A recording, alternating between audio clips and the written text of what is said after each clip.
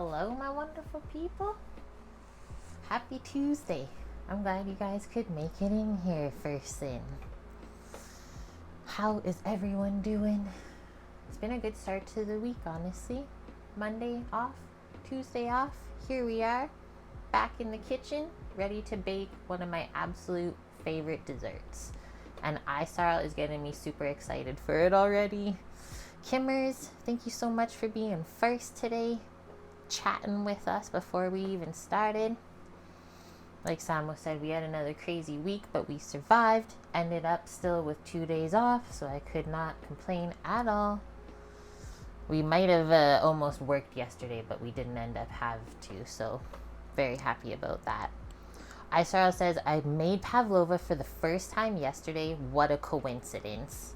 Did a rolled pavlova with peaches, blueberries, and toasted almonds. That sounds so good. And we're getting a raid right now, guys. We honestly just started, so thank you so much, Beachy Peasy Sandy, for the raid. How was your stream? What did you get up to? And I hope you're having a good day. We are cooking up, or baking, I should say, rather. Maybe a little bit of cooking with our roasted strawberry sauce. But we're baking a really easy and fun dessert for summer that uses lots of fresh fruit. So I hope you guys can stay, maybe grab a snack, a beverage, and hang out with us today. Okay, we also got Amp in here with us. Amp, I'm glad you could make it. I love your little weather updates too. It's been wild here for the weather lately. I should post one of the sunset photos that I took, I think 2 nights ago, over the lake. Oh my goodness, it was so beautiful. It didn't even look real. Hello as well, oh my god. Glad you could make it too. And welcome Carmen. Hello. Thank you for the follow too. Okay guys, so every stream that I do, I always link a recipe, and then we always do a little intro talking about what we're gonna make today, so we all understand what's gonna go on, because we do a lot of learning here together. Prep lists are involved always, so let's go through what we're gonna make today. Beachy Peasy says, glad we got to raid. We lurk lots here. Thank you so much for lurking. We love our lurkers, honestly. You guys are some of the most important people we got. But yeah, hope you guys had a good day. Thanks for sharing your wonderful community with us. It's been a bit, oh my god, but you always check out the YouTube vids or attempt to. I love that. I still have 2 videos that I have to make for YouTube, like not a Twitch VOD. I'm trying to get on that. Maybe in the next week or so, I will get one out. I'll let you guys know in Discord though. Amp, you just saw a video where Erewhon cheese plate costs $50 US, $68 Canadian. That is crazy. How much cheese is even on it? Do you think it's worth it?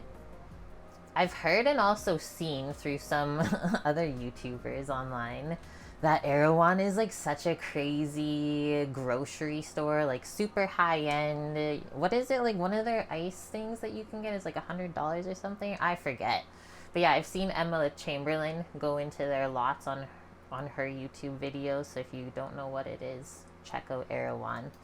Expensive fancy food. Maybe one day I'll get to try it in my life. Dusty, you could make it today? I'm honored, dude. Thank you so much as well. 72 months? Correct me if I'm wrong, but is that 6 whole years? I'm not good at math, you guys know that. But what? That's amazing. Guys, we're excited for Dust. He just got switched on to day shift coming up soon. So that is definitely something to celebrate. If anyone has ever worked night shift or any other shifts in their life, even weekends count, I would say. It's a crazy adjustment for sure. So once you get back onto day shift, life just like feels more normal, right? Your first shift is tomorrow. Yes, dude. I'm excited for you. I hope it goes good and the adjustment goes like nice and easy. We're just getting started, so coming in at a good time. Haven't even posted the menu yet, but let's check it out. I'll also post a couple of recipes that we have. Oh my gosh, Mickey, oops. I said recipes and I typed that, but we all know it's actually this. Hi, I'm a pro streamer here. Mickey, I got too excited to see you and then I typed the wrong thing. How have you been, dude? It's been forever. Okay, and then a couple notes on the recipes. So the one from Ricardo for the pavlova also includes the recipe for the lemon curd that we're going to be making today. And then you can really just put whatever fresh fruit you want with this. I mean, if it's not summer, you could even make it in the winter if you want, because frozen fruit's picked at its prime too. So if you're really hankering for a pavlova, it's okay. You could make it in the winter and the fruit will probably still taste yummy when it's frozen. Second one that we're gonna look through today, roasted strawberry sauce. I had some strawberries that we had bought, oh my gosh, maybe a couple months ago now, that we just didn't get to eat in their prime, so we froze them. So we're gonna turn them into a roasted strawberry sauce to break up the monotony of all the fresh fruit.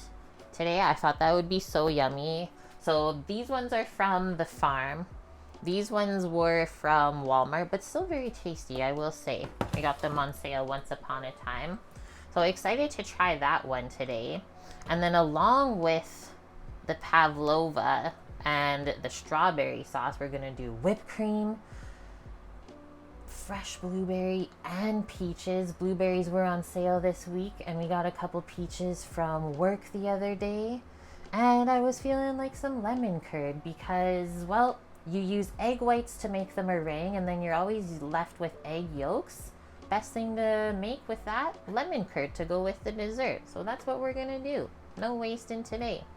Did I see an anonymous gifted NM Rook a tier 1 sub? And then we also had anonymous, which I skipped over earlier, I'm sorry, gifted a sub to Salfec as well.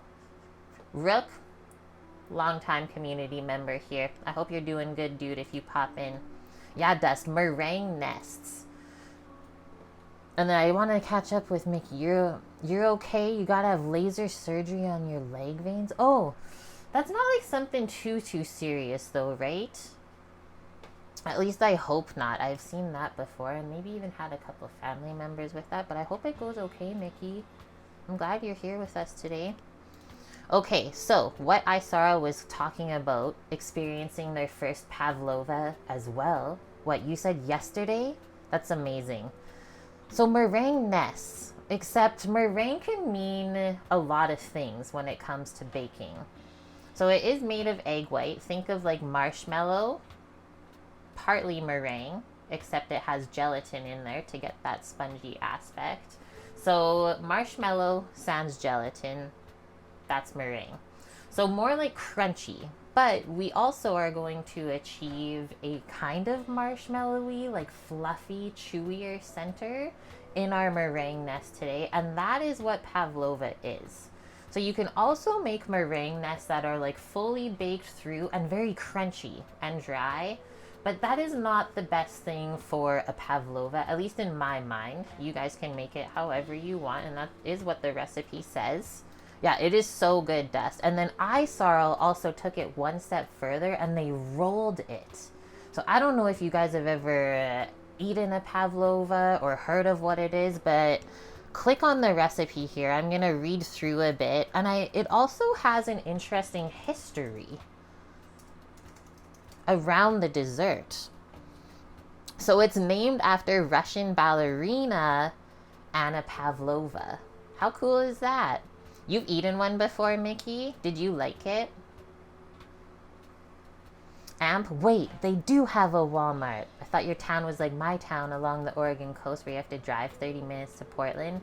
Well, we still have to drive like, I think it's 20 minutes to Walmart. So not like the closest thing ever, but to us that is still pretty close. Because even when we were living back in Edmonton, it would take around the same amount of time to get to a Walmart from where we lived.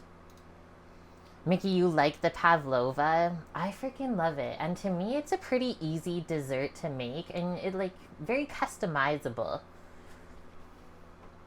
Also, I think something fun if you like to go to potlucks or cookouts in the summer. Such a fun thing to bring for a dessert.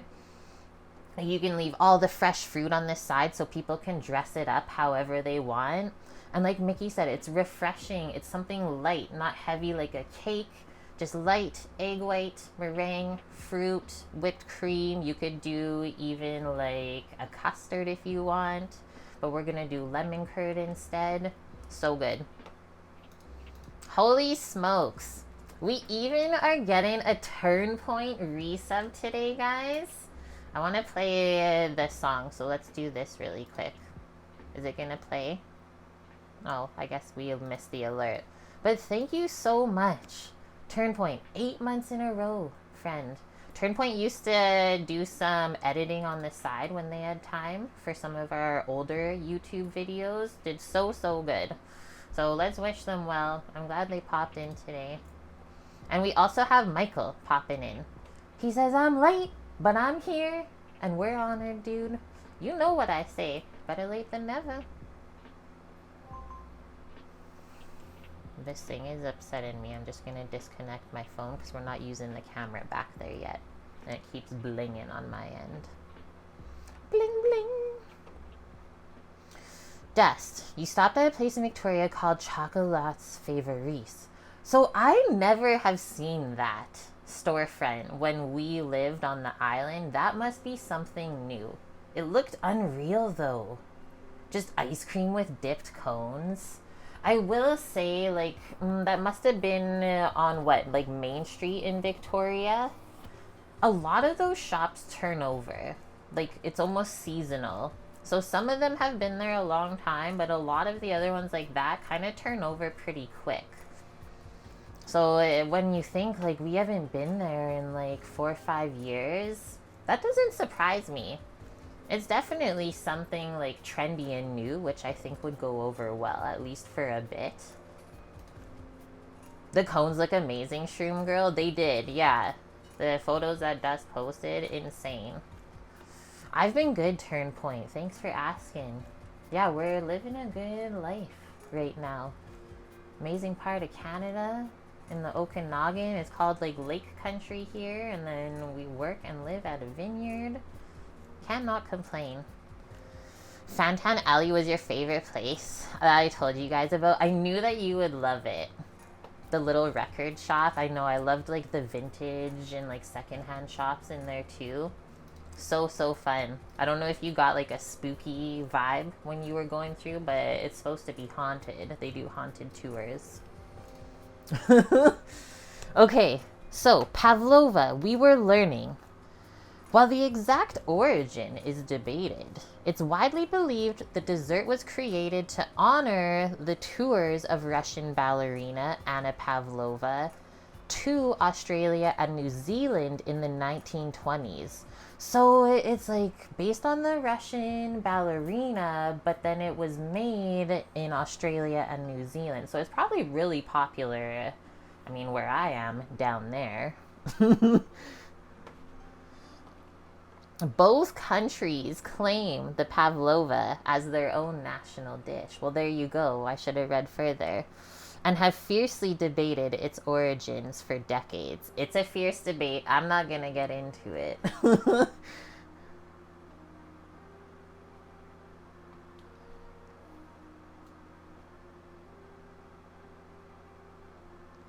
So that was a fun history. Okay. I think that's all we really need to know. Now let's learn about what we're going to make. I got my prep list ready to go. I think the longest process today is going to be making our meringue nest. So we'll be starting with that. I've made a version of this before for a restaurant that I worked at, actually on Vancouver Island, which Dust was talking about. Fortunately, didn't get to go to the area because there wasn't enough time of where that restaurant is. But yeah, we used to do like little meringue nests. I believe we did lemon curd, whipped cream, and then like the fresh fruit that we would get from the farms around.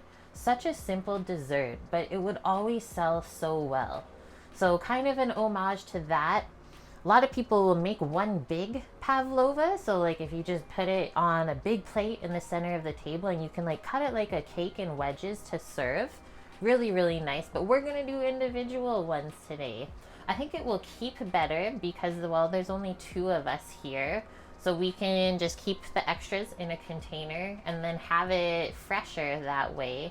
because I feel like once you cut into the big pavlova, kind of ruins the textures and stuff, and you have to eat it right away. But there's not enough of us here, so we'll make mini ones. Hopefully they turn out good. Haven't done this in a while, honestly. I was thinking I would brush up my skills and maybe do this as a featured dessert at work coming up. We'll see. We'll see if I got time. Turn point, your grandma made pavlovas when you were younger? You remember that still? See? Food is so magical like that. And Pavlova is best known in the ballet world for being the first ballerina to have a ballet company meant to tour the world. That is pretty crazy, actually, to think about. Honestly, good for her. Hey? Shroom Girl, you attempted a pavlova once. It basically fell apart, but she said it still tasted amazing. See? It is supposed to be, I think, like, kind of a organized chaos of a dessert. Like, it looks super nice when you build it all up, and then by the time it's like all cut up and served, yeah, it's a little messy on the plate, but oh my gosh, it's good. A little Dutch twist to it. What's a Dutch twist to the pavlova? I'm intrigued. Okay, so I linked a recipe for the pavlova from Ricardo. This was in our Discord from 5 years ago. It was posted in 2020. I don't know if this was the last time that we made pavlova on stream. I hope not. But it says prep time 20 minutes. It's very quick. We're just going to whip up some egg whites to make the meringue in a mixer. And then it gets baked for a while. So that's kind of the only thing. And there's a lot of different recipes out there for pavlova. Some of them take like super long, like 6 hours, where it's like you're slowly baking it in the oven and then you have to cool it in the oven after it's turned off for like 4 hours. It's like, I don't think we want to wait that long on stream. And I remember that we made this recipe from Ricardo and it turned out good. There might even be a photo in Discord from the last time. So really easy for the meringue nest. Egg white, vinegar, cornstarch, and some sugar. That's all you need. It's not even requiring like the fancy cream of tartar that some recipes have for meringue. And then it has the cup of cream and sugar for the whipped cream. And then the separate, I will open this in the different tab, for the lemon curd recipe. So make sure you click on that if you want to make it too. It makes 1.5 cups, which is like a pretty good amount, right? It'll be like 3/4 of this container. Not bad at all. So this recipe that I picked, I think it takes like max 2 hours for the meringue. So we do our oven to 275 Fahrenheit. That's what I was looking for. Or 135 C, because I know we have some of those people in here today. Okay, turn points, Dutch twist. You didn't do lemon curd, but you called it advocaat, raw eggs whipped with alcohol in it. Yeah, we've had that. Hey, Sam? Sam's mom has made that before. Similar to like egg liquor that they make in Germany, kind of. Sam was just hanging out in the room playing some games while we do some yummy baking today. That sounds good. The alcohol. Maybe we'll put, no, I don't have any alcohol. I always like to sometimes marinate or macerate the fruit with a little alcohol and the sugar. That would be yummy though. Just break up the richness of the whipped cream. Okay, so reading through here. Bake for 1 hour and 15 minutes. 1 hour and 15 minutes. And then it says it will be lightly golden brown, the meringue nest. Remove it from the oven and let it cool completely. It will sink slightly as it cools. So that just means like the middle part might fall down a bit, but don't worry, it's supposed to happen, right? Because the center is supposed to be a little bit soft and marshmallowy still, not dry. According to Wikipedia, a named recipe called strawberry pavlova was printed in the New Zealand Herald on November 11th, 1911. Whoa.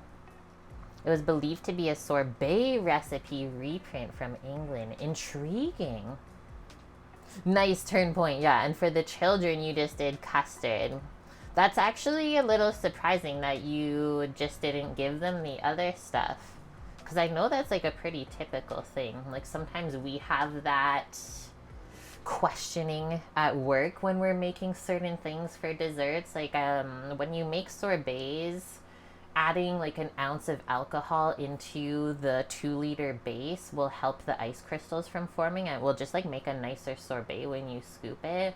But then at the same time, it's like, well, what if a kid wants it? Like, what do we do, right? It's always a tough one. I did have one chef one time though who, yeah, we put the gin in the sorbet, no problem. And all he said was that the kids slept really good after they came to the restaurant that night. So why would the parents even be upset? Okay. That's the meringue nest, guys. I think after that, after we get it in the oven, because it does take an hour and 15 minutes to bake, holy smokes. But the nice thing is because they're going to be smaller, they shouldn't take too long to cool. So in that hour and 15 minutes, we should be able to prep the rest of the stuff for the dessert. And that way it'll all be fresh and ready to plate after that. A 1922 Australian cookbook recipe is considered to be a modern start of the pavlova called meringue with fruit filling. Do like a sandwich kind of? That sounds good. So if you guys have never seen this and you didn't click on the recipe to take a look at the photo, what this is going to be is like meringue layered like that, baked on the bottom, and then your layer of whipped cream or lemon curd, whichever one you want to do first. Maybe lemon curd first because it's going to be heavier, and then your whipped cream for contrast, and then you just pile whatever fruit you want on top. It's so, so good. But yeah, it can be as like pretty and perfect or as messy as you want to make it. Hi, Editors. Happy Tuesday to you too. We haven't started anything yet, but I think we are almost finished with the intro today. We're just writing our little prep list-a-roo from the recipes. So meringue nests, bake at 275 Fahrenheit for 1 hour and 15 minutes. After that, we're going to make the lemon curd because it will have to cool. If you guys have never had lemon curd before, think of it as like a buttery sort of lemon sauce. So it's very balanced in that way with the butter and the lemon, because the lemon cuts through the richness of the butter. Almost like a lemon pudding, let's say, of sort. But like I said, it has to cool. I mean, you can eat it warm, but I think it does taste better once it cools. So that's the second thing we'll make. And then after that, we'll make the roasted strawberry sauce. Will we be able to roast this today? Oh my gosh, maybe we'll do it in the air fryer. Because I was just thinking, we have to bake the meringue at a lower temperature. Holy shit. It's cooked at the same temp. I didn't check the recipes before I started, but the roasted strawberry sauce is also cooked at 275 Fahrenheit. That's just like a happy coincidence, for sure. So yeah, we'll make the roasted strawberry sauce after that, because I think it will take a little bit at that time to cook them. About 60 minutes, it says. Okay. We'll get it going then, actually, before the lemon curd. Boom. There we go. And then the last couple of things are super easy. So just whipping our cream. And then prepping our fresh fruit. Peaches. Cut them up. And the blueberries, we just have to wash them and we'll sprinkle them over. I do have a bit of mint here in the Aero Garden. So maybe I'll do some of the small mint leaves on top because that's always yummy. Easy peasy. Away we go. Put all this stuff to the side. And we are gonna get baking, guys. Any questions, comments, concerns before we start? I feel like I'm doing like the pre-shift at work.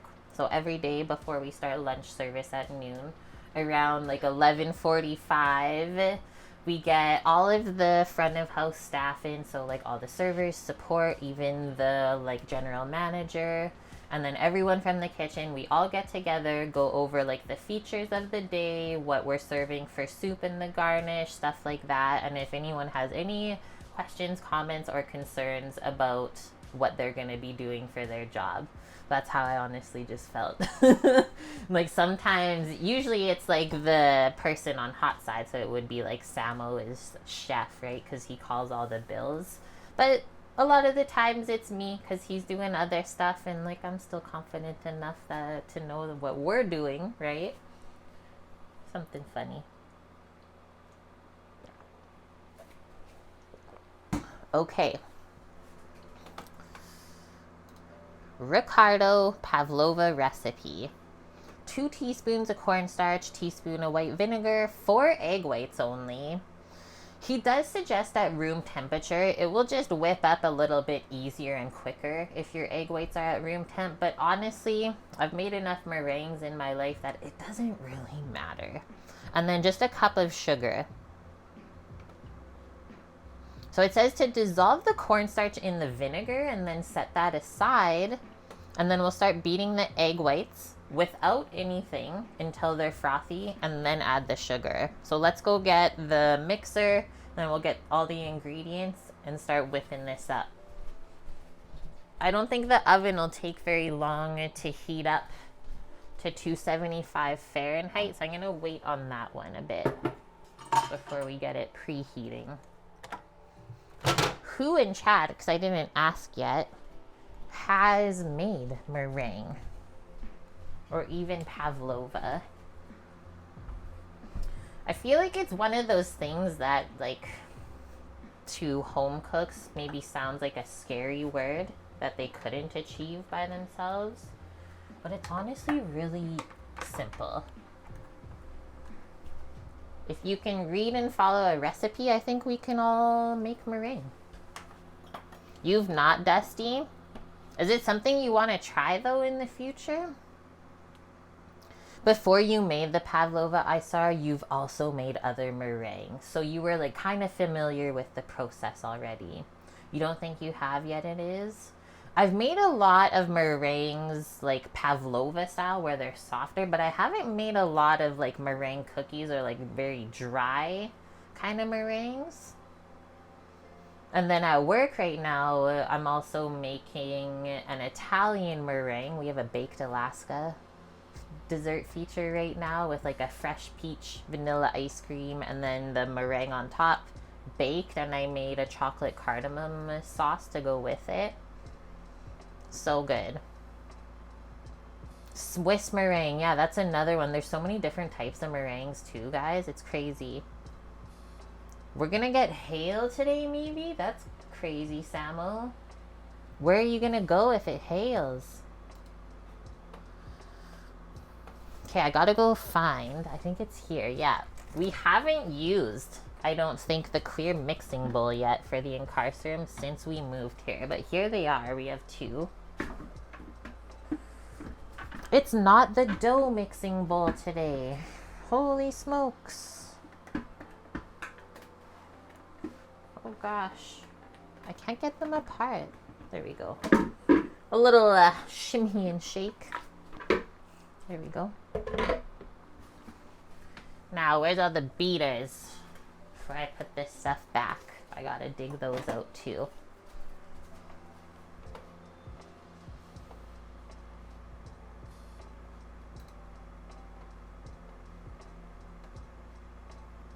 Another most kids, sorry. I had to laugh at that, yet it is. Yeah, Italian meringue is the one where you drizzle hot sugar syrup into it.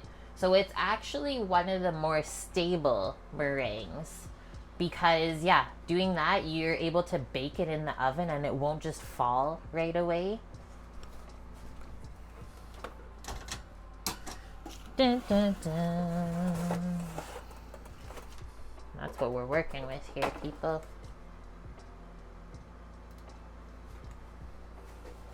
There's a couple things I need.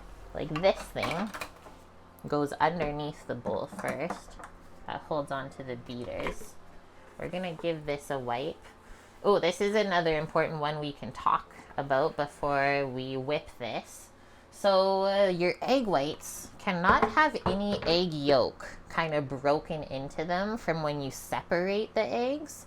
That is really important. Anytime there's fat in your egg whites when you're trying to whip them up is going to actually like inhibit or just make it take a lot longer if there's something fatty. And then the same goes for if your mixing bowl is dirty, right?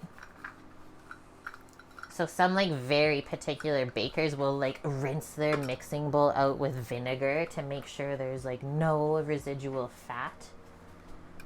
The most amount of success will happen. I mean, I'm not that crazy about it, but I did just give everything a little wipe here with a dry, clean cloth. But yeah, if you're separating your eggs and some yolk breaks into it, basically you have to start over, unfortunately, unless you can like exactly get all of the yolk out with the shell. I'll leave that one up to you. But here we go. Let's zoom in and start getting our stuff into here. So we'll get our eggs out. We need 4 eggs. Also get the cup for the cornstarch and the vinegar. But I think we can get the eggs whipping and then do the other stuff. So we got farm eggies today. The scale. Here's the scale. I took it out in the grinder box.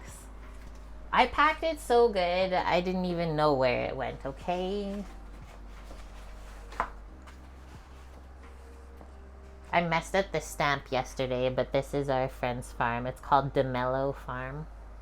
Thanks for the eggs, Kelson fam. I'm gonna take all the really clean ones to work with and leave these other ones on the side. So we're gonna crack all the eggs together in one container and then take the yolks out, put them in the other one. I didn't read the recipe for the curd, but how many yolks does it use? It only uses 2. I mean, maybe we could use all 4 and it would just be very rich lemon curd. I guess we'll make that decision later on. You almost thought there was another scale? That would be crazy.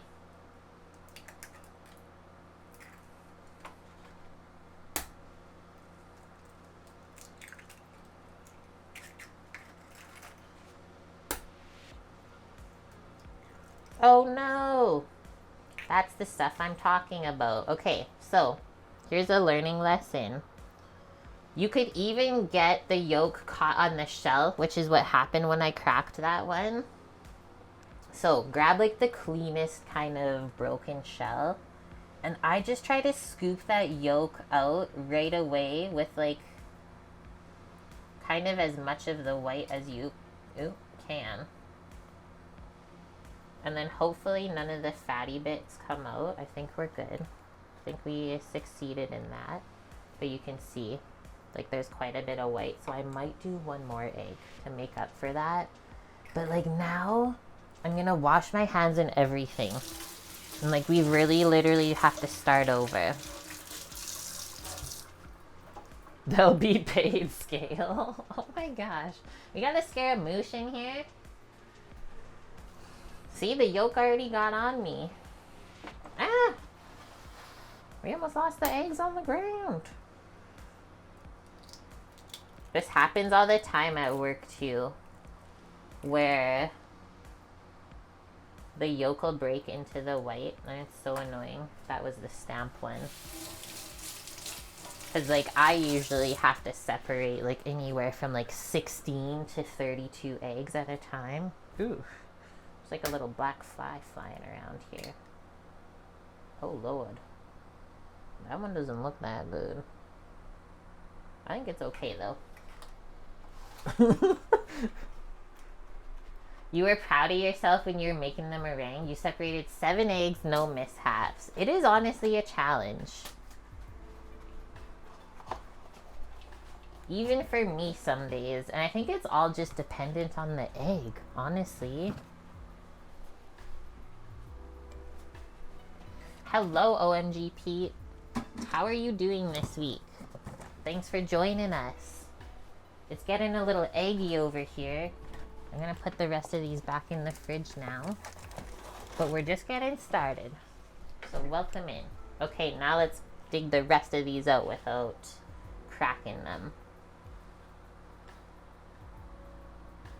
And then the egg whites are gonna go in the mixing bowl. Look at that one. So we're gonna use this to make the lemon curd later.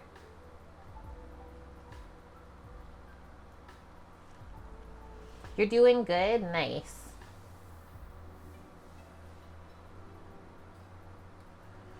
Yeah, it's been a pretty slow day off here, honestly.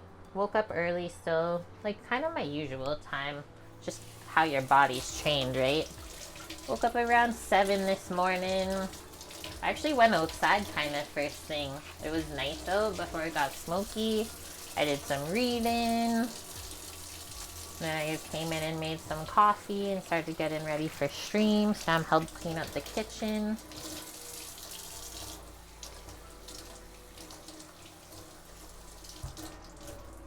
But I think slow mornings are important on your days off. Especially at least on one of the days off, minimum.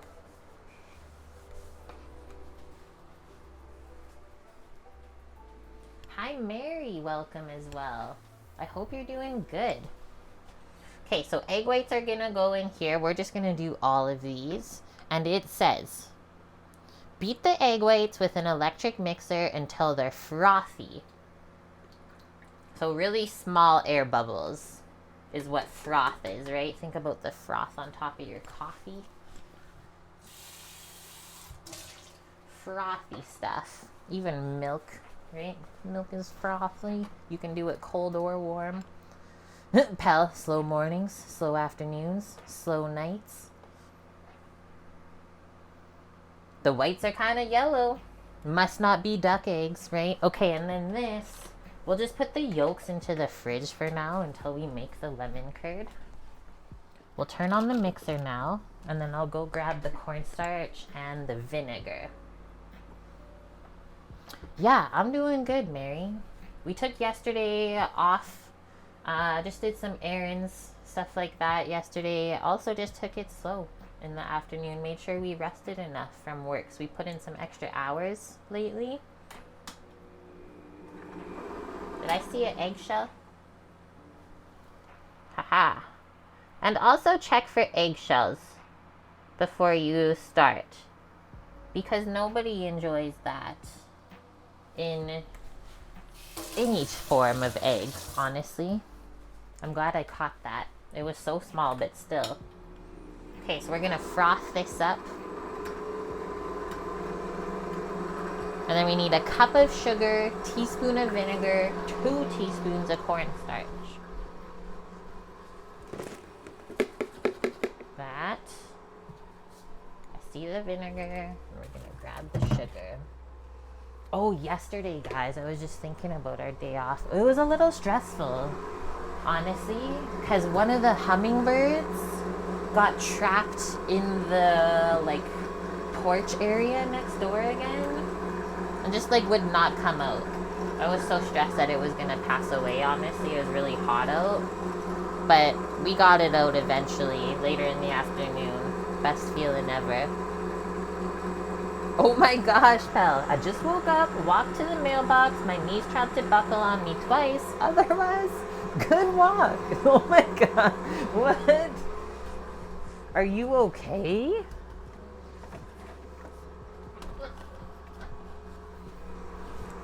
Is your body breaking down? What does the vinegar do? That is actually a good question. That, like, I've never really looked up.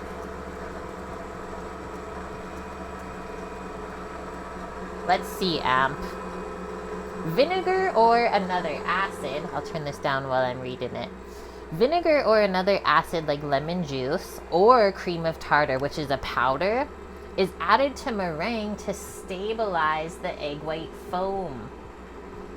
Acid helps denature the proteins in the egg white, making it better at trapping air and creating a more stable structure. It prevents the meringue from collapsing during or even after baking. So it lowers the pH. Cooking and baking is such a science, hey? That's wild. And then I just saw another article from King Arthur Baking on like the science of meringue, the rules. That's a whole nother thing. Here, I'll post it in chat if you guys want to see. Your body's been broken. Oh my gosh, is that huge? Not the craziest link. Oh.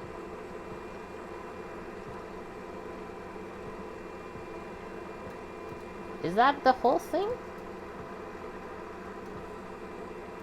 Apparently this is the link. It seems a little aggressive.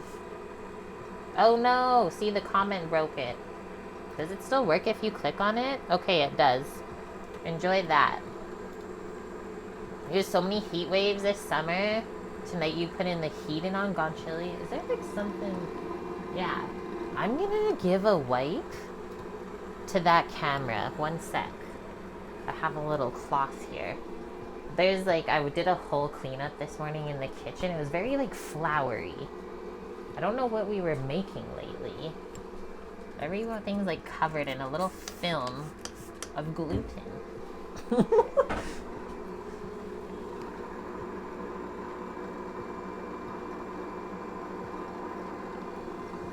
Holy shit, we're gonna see again. Ready for this? Bloom. That's better. Where's Samo? He's just in the room back here. Okay, so that is starting to frost, but you can see the layer underneath is not. So we're gonna turn that up, and then in the meantime, we'll open this back up. We're gonna mix the vinegar and the cornstarch, and that goes in later.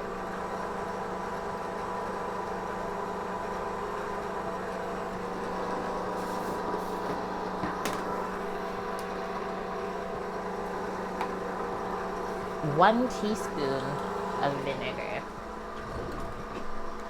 Maybe I'll put the cornstarch in first so it's dry, and then the spoon won't be wet. So it's 2 teaspoons of cornstarch. There's already a spoon in there.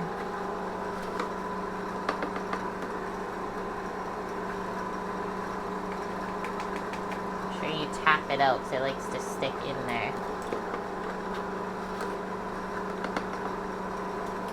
A 1 and a 2. We got it all over. That's like a thing that happens though with cornstarch.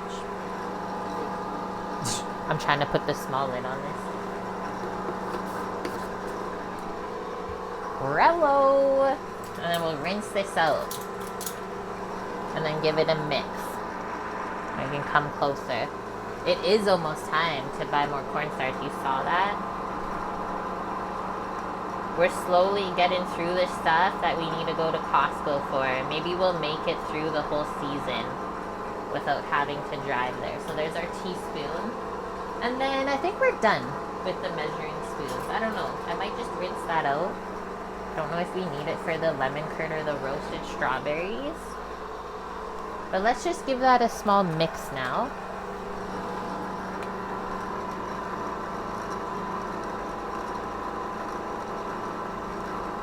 It like just comes together.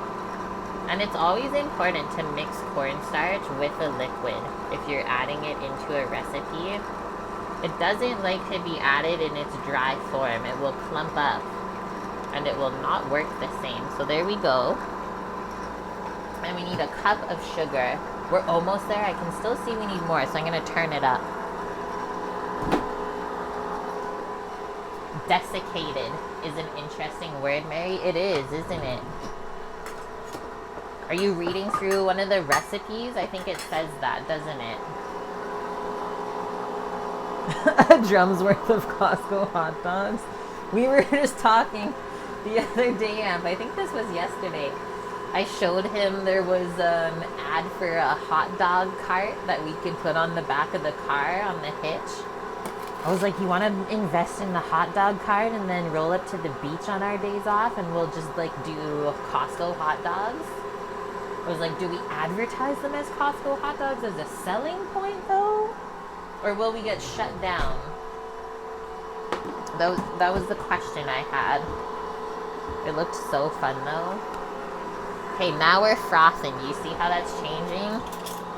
Now I'm also going to turn the oven on to start preheating. We'll need to line a sheet pan. So 275 Fahrenheit. We actually have to go down from where we start. A hot dog cart? How fun would that be? Hot dogs and pizza? I was thinking like hot dogs and pies. I would make fresh pies to sell. Like this next week here we have Peach Fest. Imagine making peach pies and selling them at the beach.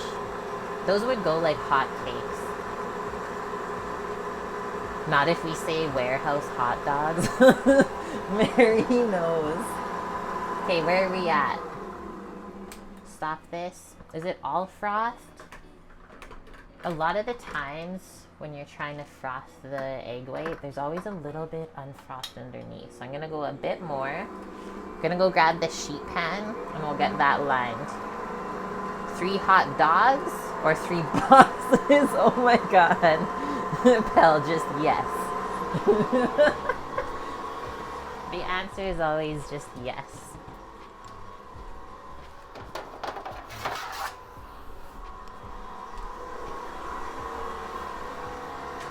Sheet pan. We'll do parchment because I'm worried about the meringue nests sticking onto the silicone sheet for this one.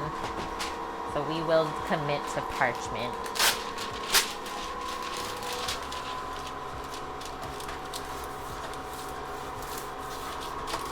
And then you'll see how the egg whites transform once we add sugar to them. They'll go like super glossy.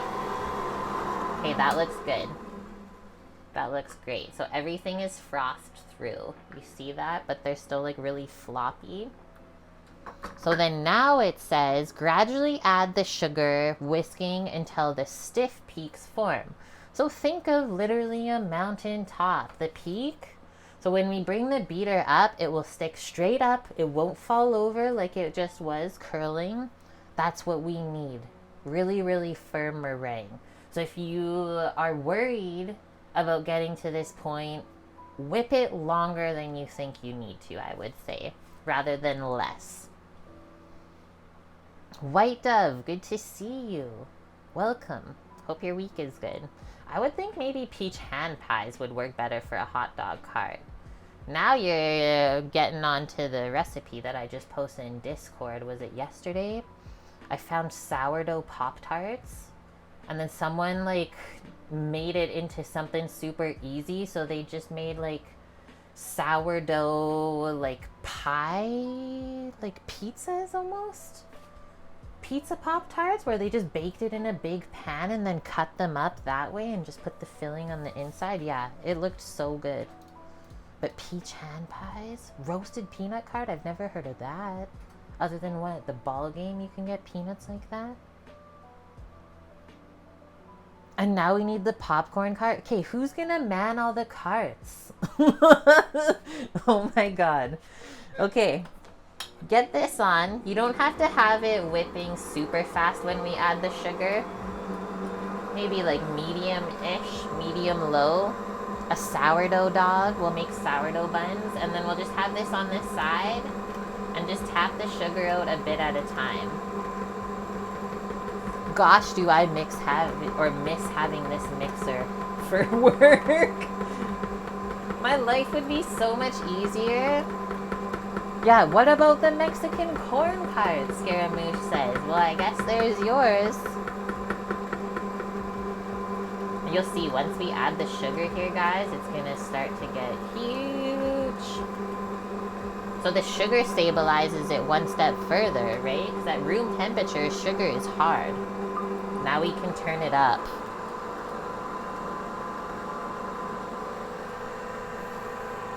At the end is when we add the cornstarch and vinegar mixture.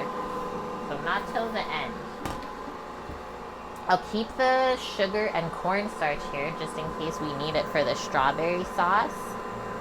Elote on the hot dog. That would be so fun.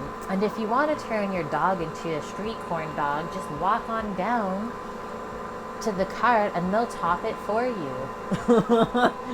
Elote is just vegetarian hot dogs. That's true. Okay, I'm going to turn it up more. So we have our pan lined, ready to go. We're going to need like a big spoon to make this into the nest so that the stuff can sit in the middle without just falling off the meringue. So I'll use a bigger spoon like this. And then we'll like kind of push in once it's on the sheet pan.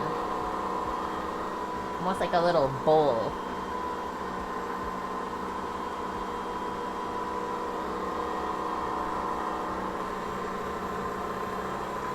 This is gonna take a bit. I think in the meantime, I'm gonna start looking at the strawberry sauce recipe. We'll switch to this for now. Roasted strawberry sauce. Oven's at 275. Remove the stalks, roughly chop the strawberries, but not too small. Lay them on a baking sheet lined with parchment. I'll probably do like more of a roasting style pan with higher edges. Add some vanilla, put it over the strawberries, and then sprinkle sugar on top. That's so easy. And roast for 60 minutes. We stir it every 20 minutes until the liquid begins to thicken. Yum. Let cool and put in a jar. Juliakins or Juliakins done a free hot dog thing the other day at a park. What? Who do we got, Scaramouche? They say 404 bitlies. Thank you very much. This is transforming, guys. Don't watch it too closely, though. Okay, we got our strawberries back here. Some of these are so small, like these ones, from our first of the season in like when, May? Look at them. Look at that strawberry. Compared to these other ones that we'll definitely have to cut. Oh my god. Ah. So we'll chop those ones up. We'll leave the other ones whole. That will be a nice contrast. And we'll put it into the pan. Doing dogs on a Weber. Oh wait, what? They underestimated the power of the free hot dog. Was it packed? Who don't we got in here? Well, that's a good sign. I honestly never checked the list. Okay, going to grab a baking pan. We left the mixing area. Can you tell? Let's also put some parchment in here.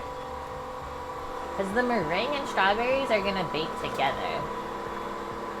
Those are some big berries. Probably grown by Monsanto. But that's okay.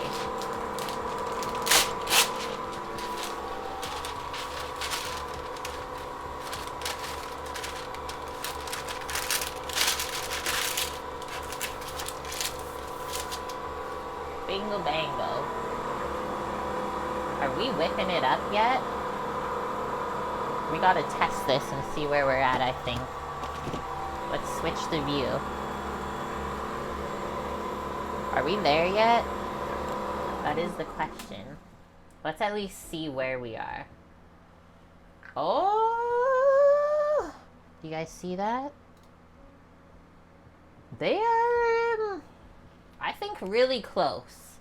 Maybe a minute or two more. OMG Pete says perfection. It's a little bit soft on the end, but I think since we have to add the cornstarch and vinegar and mix it a bit more, I think that will be good. Add this, mix it for like a minute and a half more. Good to go. Okay, back on. Whoa. That was cool.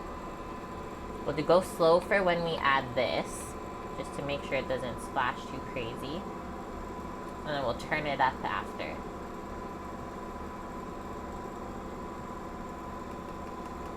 Get it all out. Give it a little tap, tap, taparoo. Okay, that looks good. A little soft on the end, right? Am I nitpicking over here?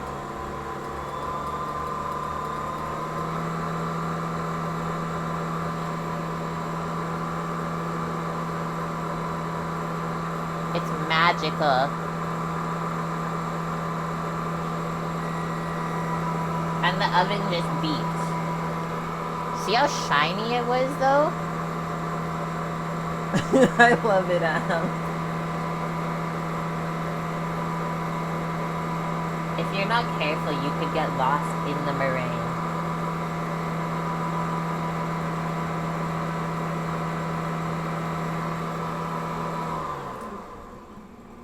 Yeah, you want to poke it? Okay, so that is so nice. Oh, yeah. She's stiff now. Look at this one. Excuse me? Hello. Wow. It looks like the top of an ice cream cone or something else, but we'll put that back. Okay, we have this. Some other people say this too. You can do like the DQ test, which I've never done on stream, but we will today. Oh, God. We're good. It didn't fall out. We still need the mixer later because we're going to whip the cream with it. I don't know if I want to do it by hand, so we'll leave this out. Put that to the side for now. And then let's get this onto the sheet pan. We're a little sideways.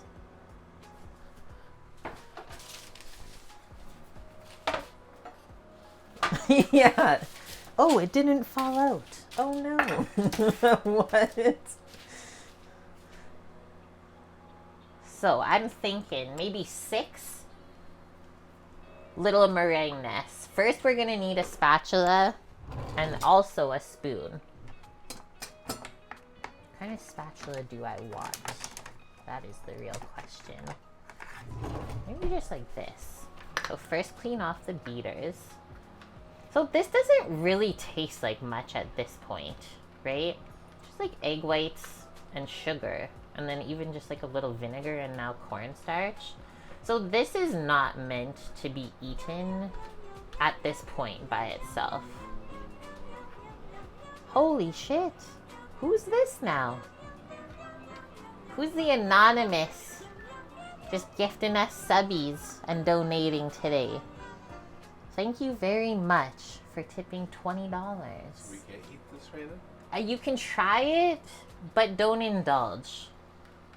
What are we going to do with the $20? That paid for everything that we have today, right?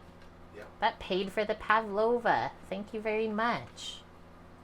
Let's just scrape that off. Okay, we'll give this to somebody else to deal with. He's here with us today.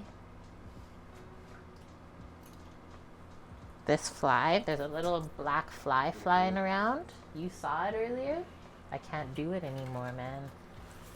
Okay, so that's all cleaned off. I think we will go to the spoon now. And what we want to do, don't get it too hot, but when we wet this, it's gonna help that not stick when we scoop it out. So it'll like slide off of the spoon. So let's get our 6 piles, if we can, onto here. I don't know what's a better way. Maybe this way, yeah. $20 will pay for the Pepto. No, you can eat the egg white. It's okay, like this. It's all right. How did it taste? Kind of cornstarchy? Nope. Okay. Good.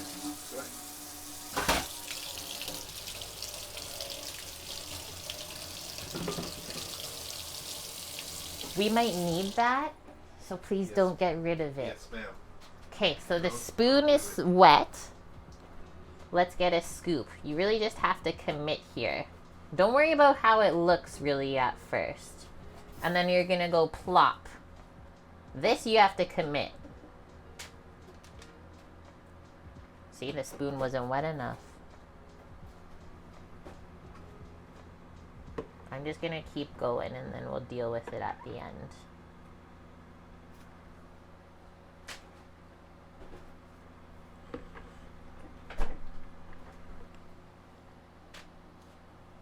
That is good commitment. You just have to go for it. If you think too much, it's not gonna turn out. I don't know if we'll get 6, but we're gonna try. Try to keep them all the same size.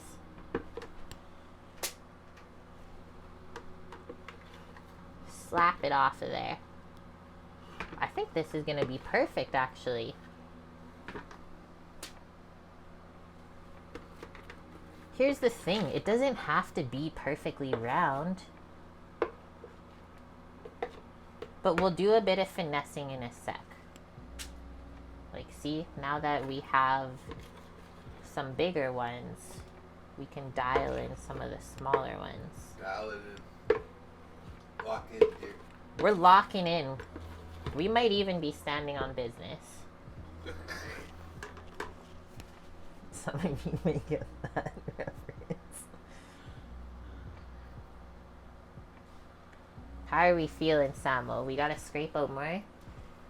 Can you... Do we want more or this is good?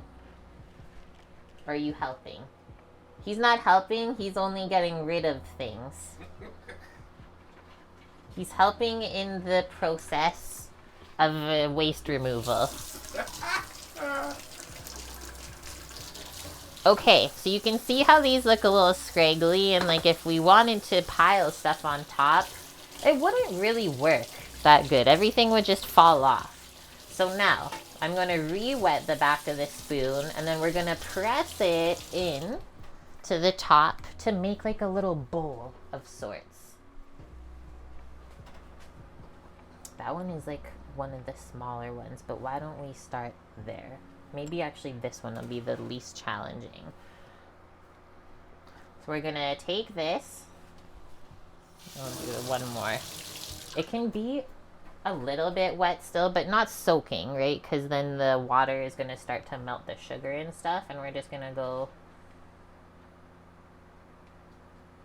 give it a little press and like kind of a swirl at the same time. Okay, it broke apart a bit there, but you know what? You can reform it. So I wish it were more wet even, but you can see how that one has a little dimple in it now.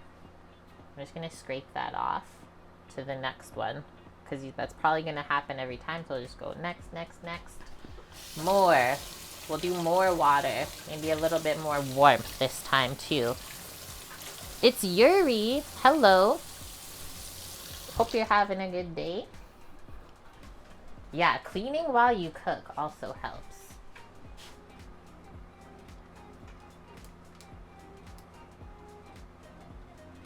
That one was so good.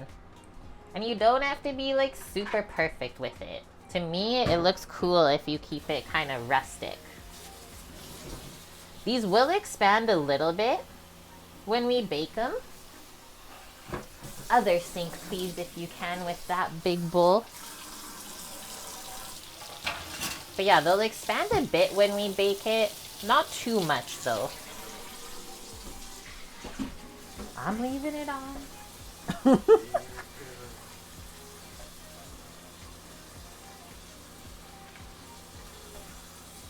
And then you don't want to go too thin in the center, because then you won't keep that like yummy marshmallowy part, right? It'll get too dry. Look at those though, compared to the bottom ones. You can really see what we're doing now. Thanks, Yuri. I'm so glad you can like acknowledge that.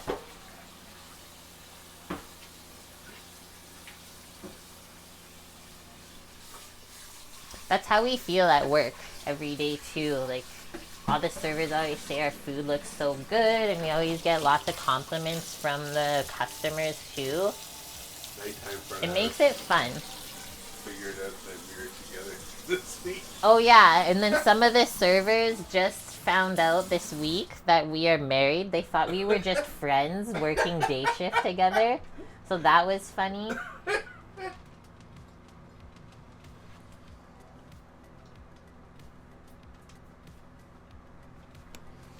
I love when things like that happen. Look how cool this looks.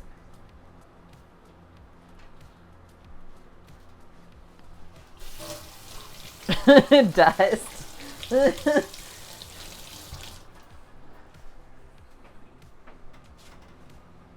That's my best bud over there.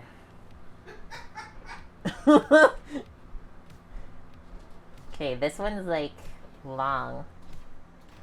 Speaking of hot dogs, this is our hot dog pavlova. But like I said, you can like reform the meringue. Wow, so fun. And like this dessert. So this is gonna be like a restaurant style dessert that we're making today.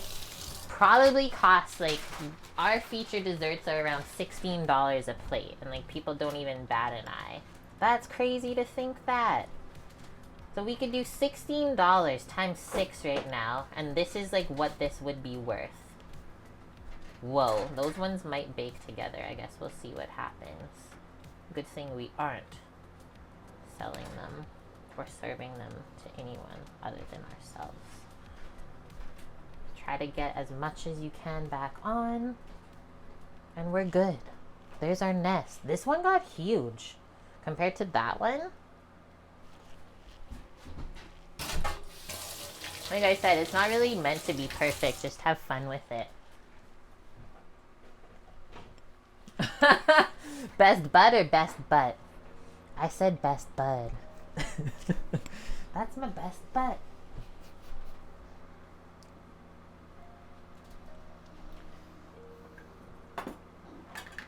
How do we bake them? The recipe you followed preheated 375 and then dropped to 350. So this one is 275 all the way. I was also looking at a Sally's Baking Addiction recipe because we use lots of hers as well.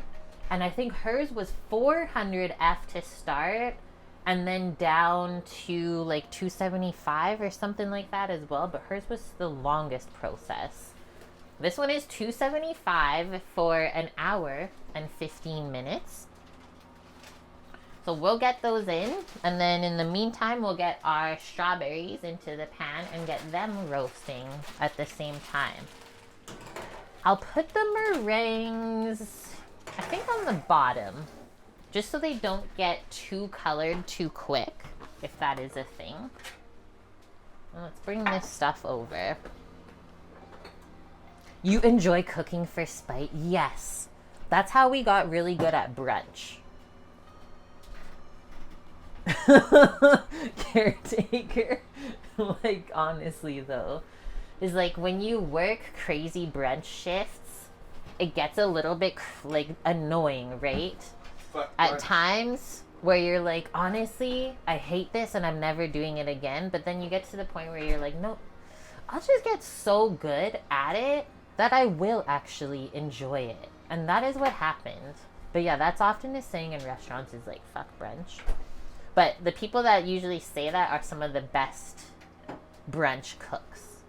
Because you just have to. You get forced into that point. Do we use steam the other tray with water or ice, or cook them dry? We're just going to cook these dry. Let's read what it says. I also have a sneeze building, so I'm sorry. I will try to mute it.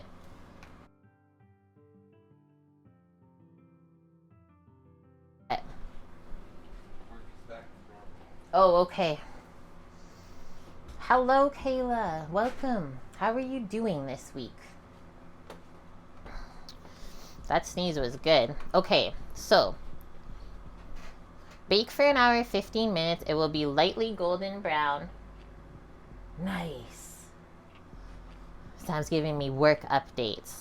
Remove it from the oven and let it cool completely. It will sink as it cools. It's been a long time. Usually you're sleeping now. Well, I'm glad you're still up. My stream schedule is like all over the docket right now. So yeah, I can't blame you guys if sometimes you miss us. Some days I stream on Mondays only, but this week we're only streaming on Tuesday.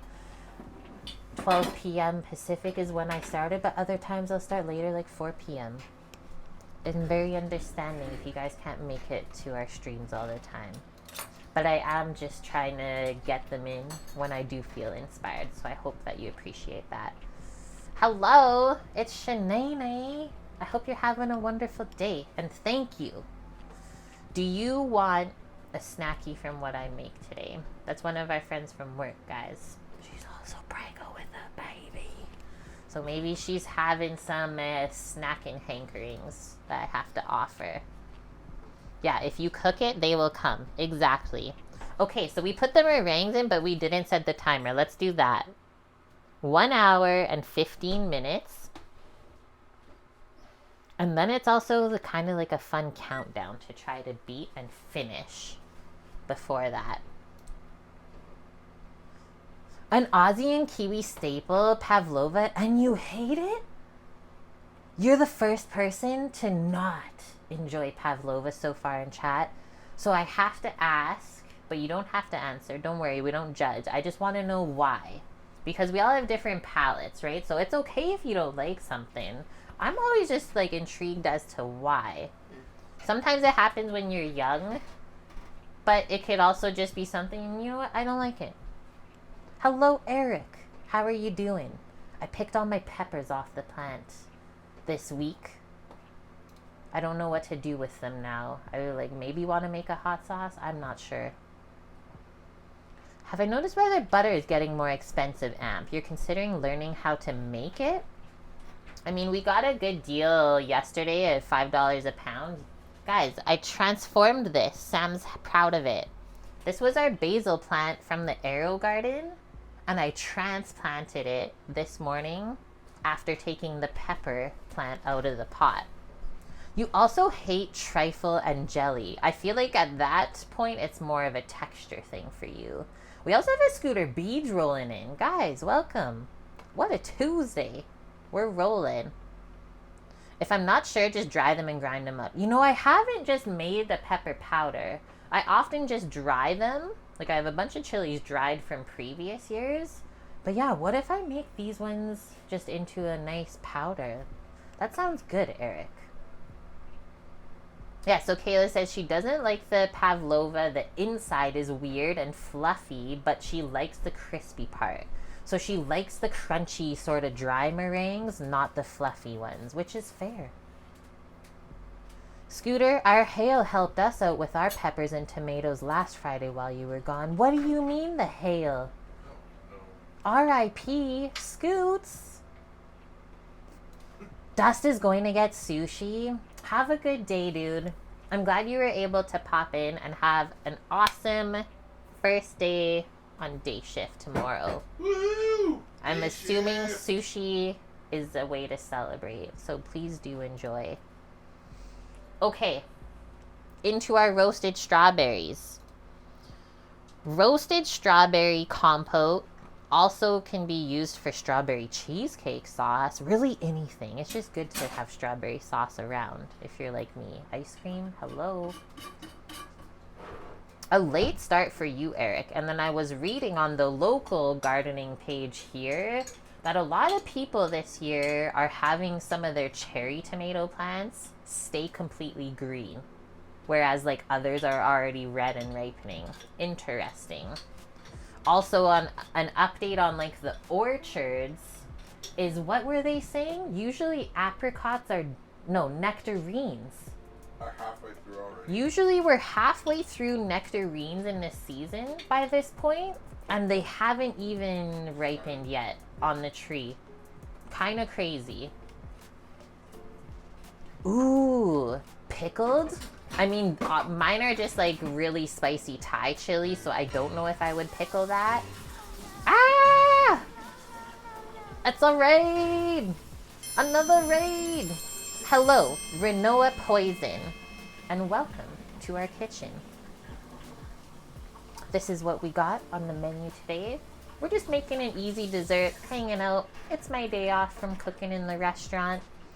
I hope you had a wonderful day. Awesome stream. What did you guys get up to? And thanks for sharing your community here with us. We got S. Jules, Sherry, I hope I say that right. Van Helen, love it. And Renoa. Thank you for the bits as well, my friend. We actually have a bit goal right now, saving up for a green stalk garden planter. It's like a vertical garden planter. We live in like kind of a deserty area in Canada. So watering and soil is not really a thing in the ground. Hello, Better Karma. I skilts. Amp, you're learning that you can pickle almost anything. Almost, honestly. Even fruits. Like right now we have a pickled cherry salad on at work. Absolutely delicious. First time ever. You're in Quebec? How fun. We are in BC, in the Okanagan. We live at a winery and we work at another winery. So if you guys have ever heard of Burrowing Owl Wine, we work at the Sonora Room restaurant. If you guys want to check it out, definitely give that a peek. Okay, catching you up from our raiders. So mini pavlovas, if you've never heard of this dessert before, one of my absolute faves in the summer. Like I said, super easy to make. Doesn't take a lot of ingredients, and like not a ton of time, honestly, and perfect way to like showcase all the yummy fresh fruit in the summertime. You can really pick whatever you want as far as fruit goes. Nice scoots, posting the easy pickled Thai chilies. I'm gonna click on that so I can look at it after stream. Thank you for sharing. Thank you, Andrew, as well. Very, very nice weather. Yeah, we just had some visitors. Our sous chef had some visitors from Ontario, and like they loved it so much. They only came for 5 days, but they want to move here now. Was like, that's honestly how it feels when you come to visit here. It makes you want to stay here forever. You live in the same valley? It's like desert-y, right? Don't know how else to describe it. I mean, we've only been here just over 3 months now, so not too long. Okay, mini pavlovas. So meringue nest in the oven now. They're baking at 275 Fahrenheit for an hour and 15 minutes. It's gonna be crunchy egg white on the outside and then fluffy in the inside. And then we're gonna top it with whipped cream. We're gonna make lemon curd, and we're gonna make a roasted strawberry sauce. And then we have fresh peach and fresh blueberry from the area. It's one of the most desert-like climates in Canada, semi-arid scrub steppe. I've never heard of that, scrub steppe. Okay, so our next thing, this easy strawberry compote, is a bit of a revelation, it says. The fruit is gently roasted to create a spectacularly intense fruit flavor. And if you were like me and had these strawberries frozen from earlier in the season, I think that roasting them will cook out some of that extra moisture that got into there from freezing, and it will help concentrate the flavor. It says the sauce requires minimal effort, and it can even be made with overripe fruit. So really good way, like I was saying, these berries kind of got too soft in May when we went to a U-Pick and had them. But I thought freezing them, we'll use them up in another way. Even like strawberry ice cream would be yummy. Can always do something like that. Sorry, I had to pick a hair off. It was tickling. Caretaker, you've been there? So yeah, we went to Soyuz the other week. Haven't been down since we moved here, but are familiar with it because we've been previous years. It felt like we went to a different country. Like Osoyoos almost feels like you go to America. It was really cool. Leah loves lunch. I've always been curious about roasting strawberries. Yeah, good to see you too. I'm glad you could make it. Well, today I guess you'll learn, hey? That was Samo. That's my husband. You'll see him around. He's also a chef. He's Dog if you see him in chat. Oliver's the least Canadian part of Canada. What? Icefield says hi. Okay, catching up here, guys. Let's switch back to the cutting board. We have our roasting pan lined with parchment. I'm not gonna cut up these berries because they're so small. Like, literally, what is the comparison here? I don't even know what to say. So these, oh my gosh, just dump them in. Call it a day. How much berries are we even supposed to have? 600 grams. We might have a little bit more than that. I guess we'll see. Because it's only about 4 tablespoons of sugar to go with it. But we'll dice up these other ones. I'll do it on a board so it doesn't stain the wood. And get them in there. And then those can go in the oven at the same temp. And says not wrong. Thank you for the follow as well, friend. Sam says this is the least Canadian part of Canada. It kind of feels like that.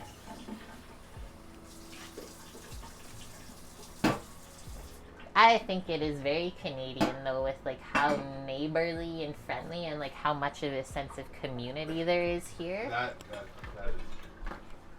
And it's multicultural still. Just not as much as the big cities.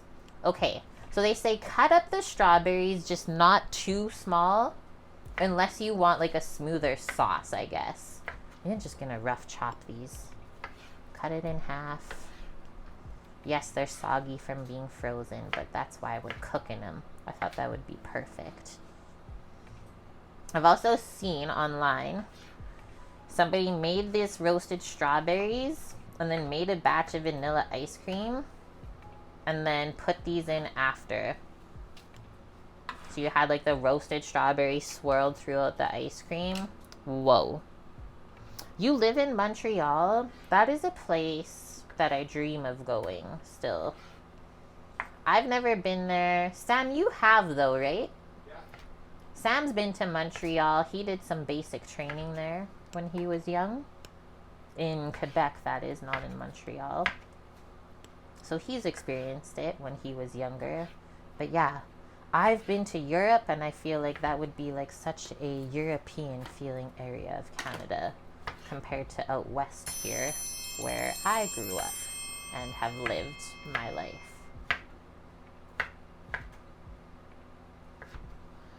Thanks for the follow, Andrew. I'm glad you guys are enjoying the setup. So, for those who aren't familiar, I've been streaming cooking on Twitch since 2018.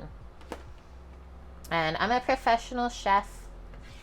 I have been cooking in restaurants since, I think, 2011 now. I graduated culinary school at the beginning of 2012 and have like basically lived my life this way ever since. In 2018, I had a bit of a life change, kind of got burnt out from working in restaurants, and that's when I started the stream. So ever since then, we've kind of fit the stream into our life, wherever that is, whether we're working full-time or not. And I try to stream every week. It used to be Friday, Saturdays, and Sundays when I worked for myself, but now that I work for someone else, it's just on my days off, which are Mondays and Tuesdays. But yeah, we've cooked a lot of stuff over the years. All of those recipes are shared in Discord, if you are part of that. So please do feel free to join. And then we also have a YouTube channel where I can post some other style videos too. Yeah, this is a Santoku. This is a shun. Don't mind the tip. I broke it off a bit ago. But this is one of my favorite knives. If you do, I think it is just exclamation mark knife, is a link to it. And I have had this since, I think, 2015 or earlier. So like 10 years now, which is crazy to say. And it's like my favorite knife ever. The thing about knives is it's not really about how nice it looks, it's how it fits in your hand and feels. If you're gonna be using it all the time, right? I've heard that Dalstrong is good. I think I have some friends that have that. Rook, you've been here the whole time? I love it. Okay. Strawberries are in the pan. They say sprinkle the sugar over top, 4 tablespoons. They say caster sugar, but I would use whatever you want. Even honey could be good, I think. Vanilla. This is optional. Orange blossom water. I don't really use fancy stuff like that, nor do I love the flavor of it. And I'm actually going to use some like darker sugar, like a raw sugar, but we definitely will put some vanilla in. Because strawberries and vanilla go so good. So if you don't use vanilla beans, we use this. We had one of our community members, thanks Annie, buy us this bottle of vanilla paste. So it is 32 ounces. When I hold it up, you'll be like, holy shit, that's a lot. It was also like over $100, but the last time we got one of these, it lasted, I think, 4 or 5 years on stream. And like we used to run a business where we sold food on the side and did a lot of baking, right? So it lasts a long time, even though it's expensive. Just a note on that. Vanilla paste.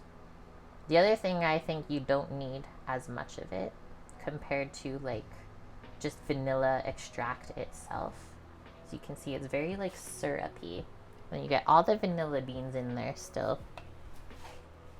There's a couple high-end ingredients like this that we use. That's pretty much it though. Sister gave you a Dalstrong Crixus series a while back. Chef and cleaver combo. It's nice, Rook. What? You have 1 carat Suki knife, but you think Santoku is your favorite. I think so as well. So this was raw sugar. This is actually from an Asian market.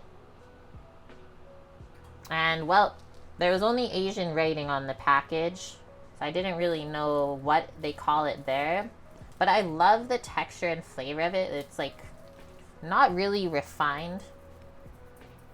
I think it's just a really delicious form of brown sugar. That's not like the North American type. So there's that. Should I just mix this with a spoon rather than getting my hands dirty? And yeah, since we're roasting this and like the liquid is going to reduce and concentrate, we don't need any thickeners in here for the sauce, like cornstarch, nothing like that. We basically just have to cook this until we're happy with how it looks and tastes. Very easy, like it said. So we'll spread it out a bit once it's all mixed up. And since it's not baking at a high temp, we don't really have to worry about it burning too much. But definitely get an even layer rather than keeping it piled up.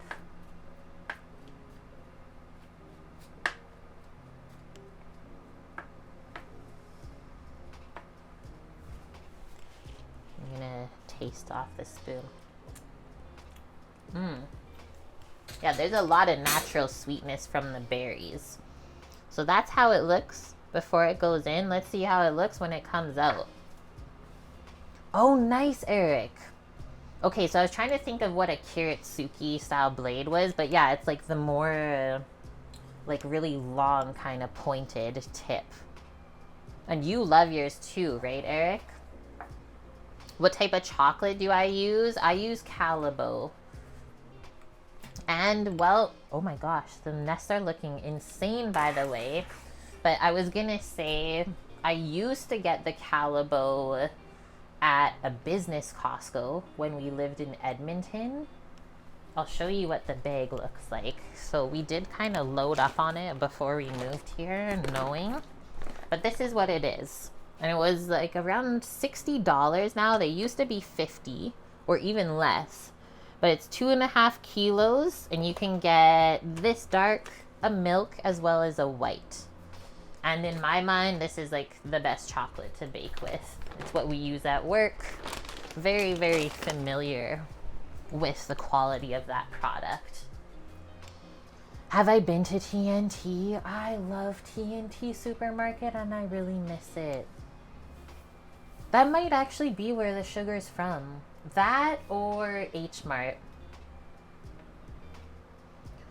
The strawberries are thawed. I took them out, I think at 9 this morning, and then I started streaming at noon, and well, now it's 1:30. So they thawed for a bit. They were still a touch frosty though. You love the rounded handle? Me too. And I mean, ugh, if I show you guys my like knife callus, this has been building up for the last 3 months and it's still not like permanent. So where you hold your knife, you're gonna always have a callus. And like I've been doing a lot with it lately and it likes to peel off.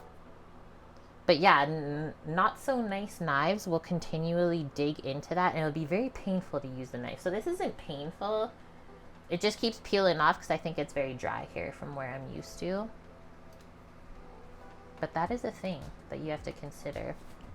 You just eat handfuls of chocolate all by themselves. Yeah, reminds me of work when I'm trying to weigh out the chocolate for recipes and people just come by, dig into the bowl. It's like, excuse me, please. It's like, how do you not snack on chocolate when it's around though? Okay, so we have just under an hour to go. The strawberries are supposed to roast for an hour with us kind of mixing every 20 minutes. So somebody remind me to mix that in a bit because I can only have one timer on the stove here. The meringues are looking so good. They're like already starting to turn a little bit golden brown, which I'm not upset about because I think it tastes a little bit like toasted marshmallows when that happens, when it bakes. Tomato puckers, thanks for the follow. Let's see where we're at on our list here. Okay, meringues, check. 275 Fahrenheit for an hour and 15 minutes. We did the roasted strawberries before the lemon curd because they bake all together in there. So I thought that would be the most efficient, honestly. Now we're gonna make the lemon curd, and this is really the last hard process of the day. After this, we just have to whip some cream and cut up some peaches, wash blueberries. That's it. Easy mode. Okay, lemon curd recipe. This can be a challenging one, but I think it's a process that most people should know. So it's kind of like a lemon pudding if you've never had lemon curd. The recipe says it makes 375 milliliters or 1.5 cups from, okay, so it's 2 whole eggs and 2 yolks. I have a lot of extra yolks, so I might not do the 2 eggs. And what this is going to do, so the 2 whole eggs in the curd, the whites are going to kind of lighten it up a bit with the egg whites rather than having all yolks, very like custardy and rich, right? That's where all the fat comes from in the egg. This is gonna be a delicious curd.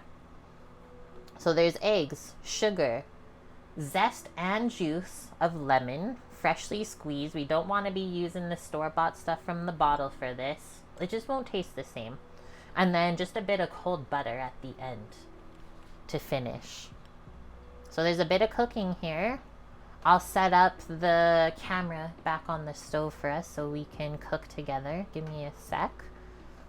But this does come together relatively quickly, I would say. Like prep time, it says 10 minutes, cooking time 5. So really maybe like about 20 minutes of cooking and then you just have to let it chill. Easy mode. Okay, let me go grab the gimbal and then we'll get my phone cam set up back here. I'll put the raw sugar away because I think we're done with it.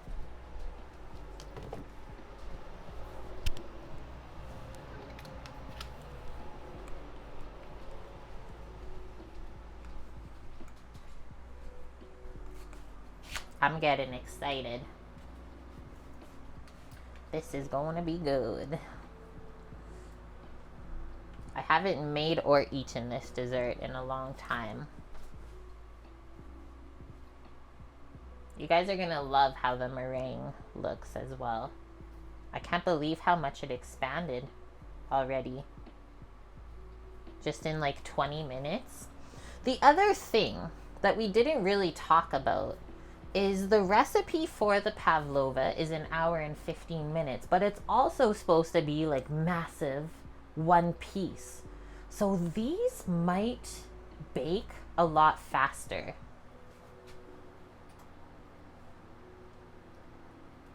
Like I said, they're already browning. That might be why. So we may check them sooner than we thought. Okay, I gotta go to...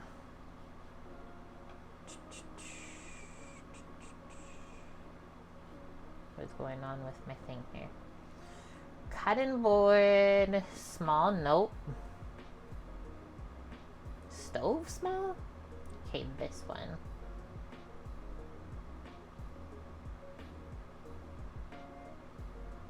This one, okay. iPhone. Properties. Try this. Is she gonna come back to us today?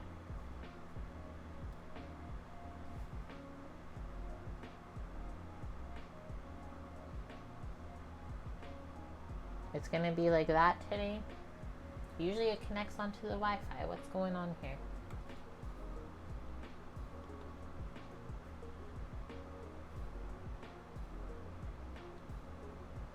What's this one? That's me. Hello. So we got one part of it. What the heck?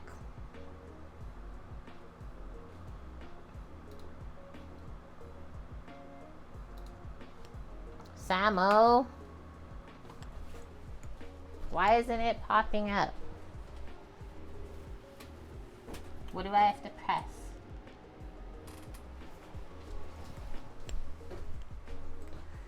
Why is it doing this to me today? In the meantime, I'm going to turn this timer actually down a bit. We're going to go only like another 20 more minutes before we try the pavlova.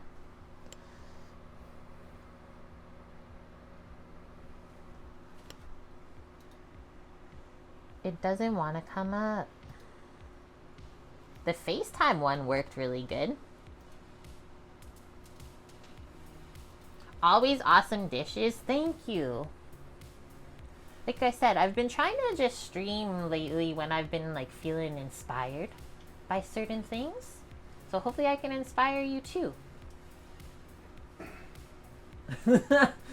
We're trying to fix it. One sec. In the meantime, I'm gonna grab the eggs and the lemon out of the fridge. We've got the yolkers. We'll have some zesting and juicing to do today.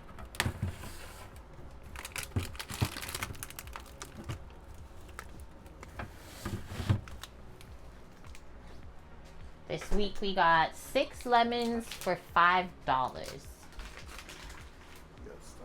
Oh yeah, we got some stormies building up outside, guys. Sam's restarting my phone if you're like, what the heck are we waiting for? That is what we're waiting for. Okay, get our zester out. So we always zest before we juice the citrus.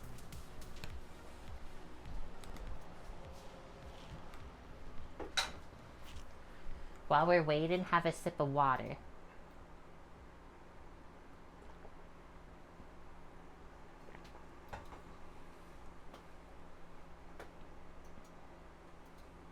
Please work today. It's there. It came back to us. Yeah, that one. We're working, people.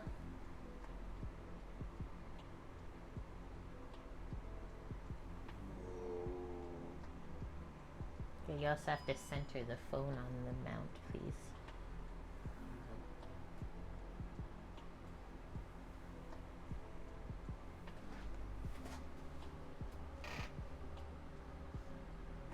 Now we can make lemon curd together.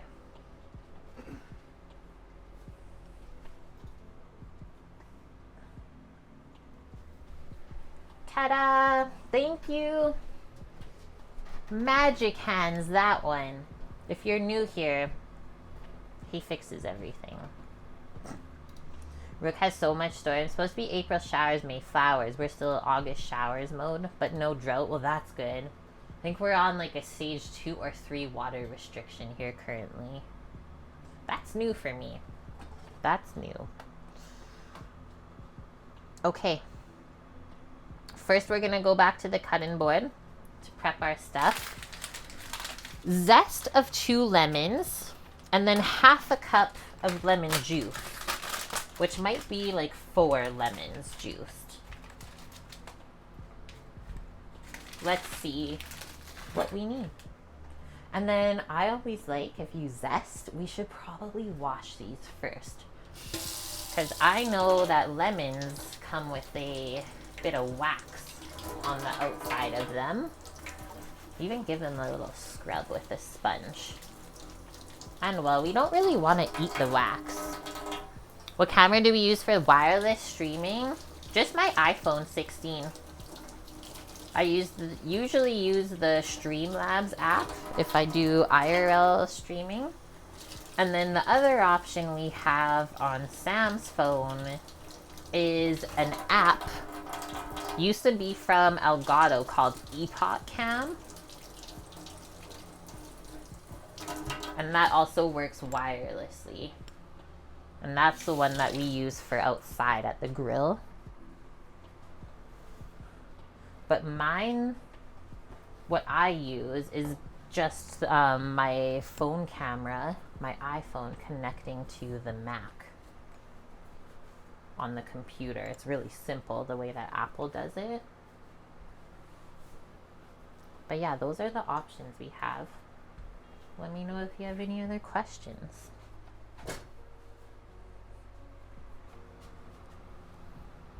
Okay, we'll zest the 2 really nice lemons. And we only really want the yellow part. We don't want the white stuff that's underneath because it's bitter. So this is how I zest lemons.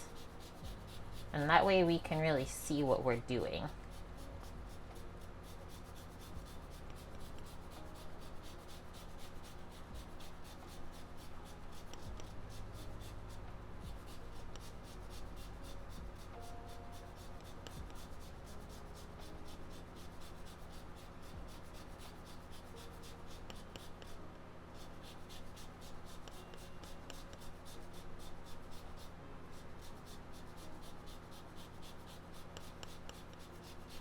Sometimes I just really zone into this. I don't know if you guys can tell. It's one of those tasks that if you've done it a lot, you get really serious about it. Some days at work, I have to zest like so much lemons. Whether I'm making like lemon sorbet, or we have lemon zest goes into the biscotti. Even for lemon dressing. Yeah, the list goes on. So there's one. That's how it should look. I mean, we can... why don't we tap this into the measuring cup that we're going to put the lemon juice into. That's what I typically do. Let's scrape up the rest of this too.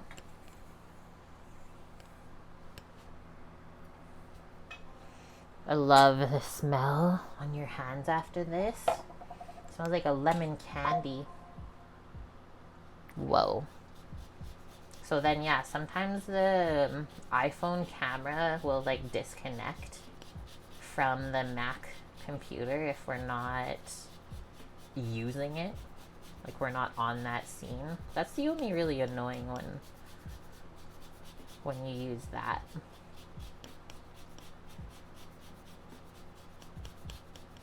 So loud.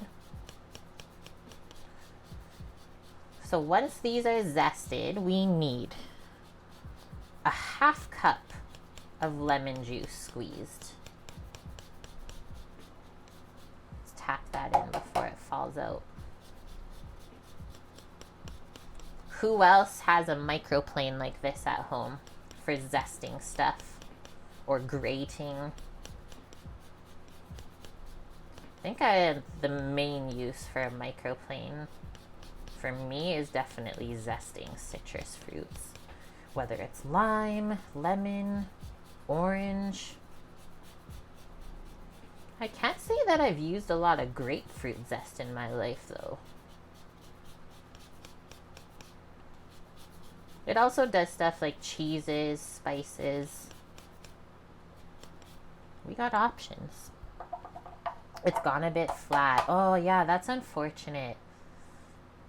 That's like one or a couple that we have at work that have like probably been abused over the years. It's like when they say it went flat, the blades aren't as sharp anymore. I don't know if there's a way to repair it for it anyway. I would say probably just time to buy a new one. And like the nice thing is they're not super expensive. What, they're under $20, I think? I'm talking in Canadian dollars. I mean, this one is as old. Like, this is from culinary school. This is almost like 15 years old. That's crazy. Yeah, maybe you can pry the teeth back, but then it would be like kind of an uneven surface, right? If you didn't do it perfectly. So for things like citrus, you might get more of the pith, the white stuff than you want. Something to think about. Maybe there's a Google resource you can find. Guys, I'm just gonna go take a quick bathroom break at this moment before we finish. I will be back. Don't go anywhere.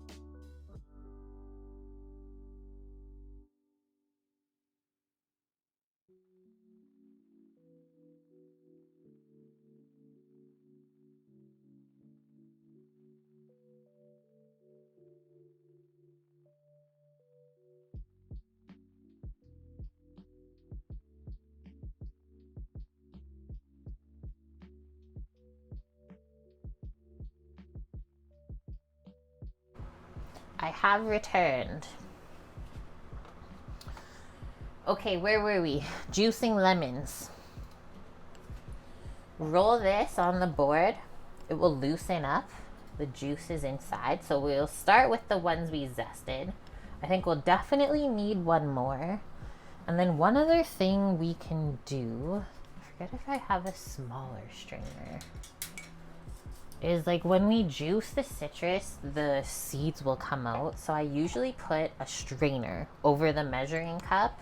That way it strains out all this stuff and then we're still measuring what we need. So we need 125 mils. It's not that much. Like, will it count a little bit for the zest? It's like all the way down there.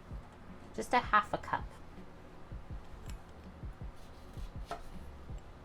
1, 2. Michael, wow, that is super juicy. It's like everywhere on the cutting board. See if I could get a bit closer. I'm just doing this with my hands. I have one of those fancy like presses. This is such a small amount, I don't think we even have to get that dirty today.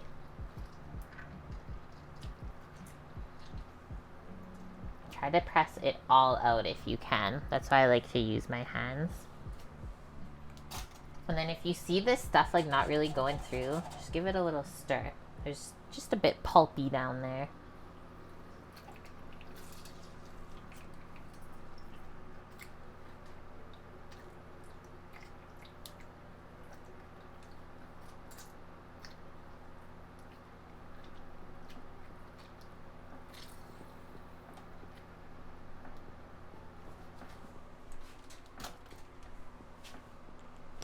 8 minutes on the timer already.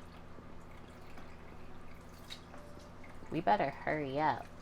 I mean, the strawberries are gonna take longer, but the meringue might be done sooner than anticipated. Because we did a mini versions of the pavlova rather than one big one. Little individuals. Where are we at even? Okay, we're almost there. Maybe it was only two lemons zested and 2 lemons juiced. I like when recipes are like that.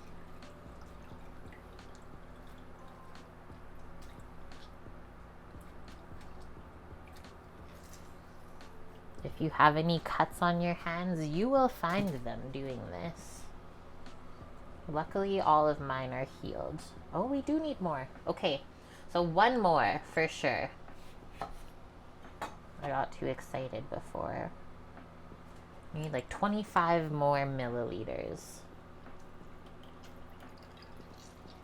And I can definitely see why you may want to like cheat with the lemon juice and just use the bottle rather than doing this messy bit.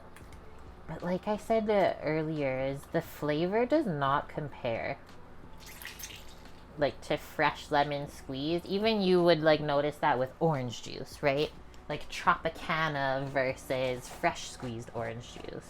You can totally tell a difference.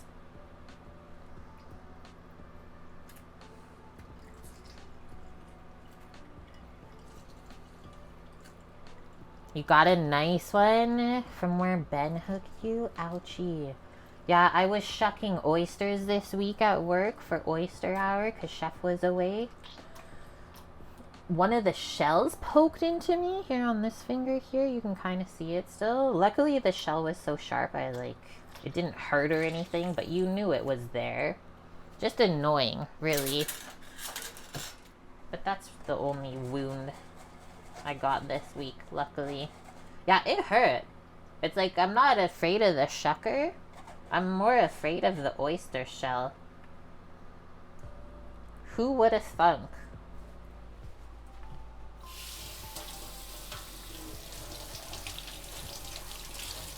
Just a little band-aid.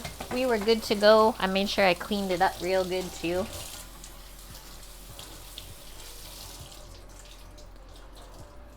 How am I liking being back working? I'm liking it. Now that I'm like adjusted, it honestly takes a bit of time to adjust. Body wasn't ready for it at first, but now I'm adjusted, and like the crazy part is like the season's almost over now.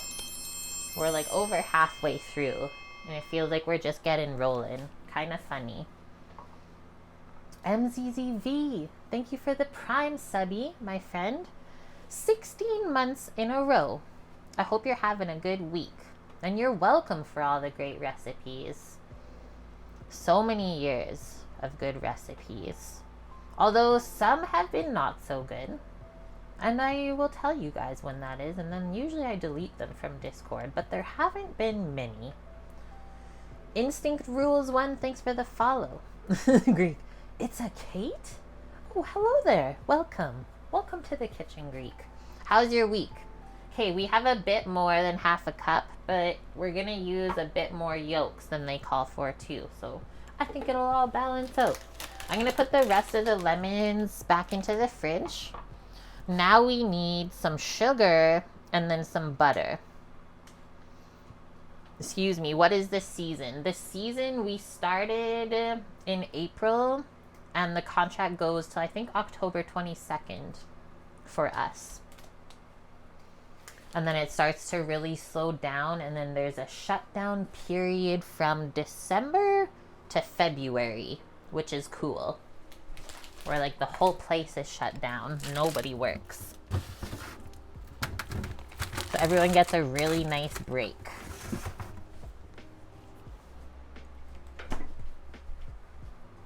The strawberries in the oven, by the way, are smelling fantastic.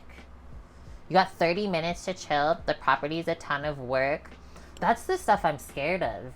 It's like, yes, I do want to have a property like that. But at the same time, you never realize actually how much work and time it takes. Could be a bit overwhelming at first, but I know you'll get the hang of it, Greek. Slowly but surely. You like these cups? They stopped selling the 8-cup one? What? Really?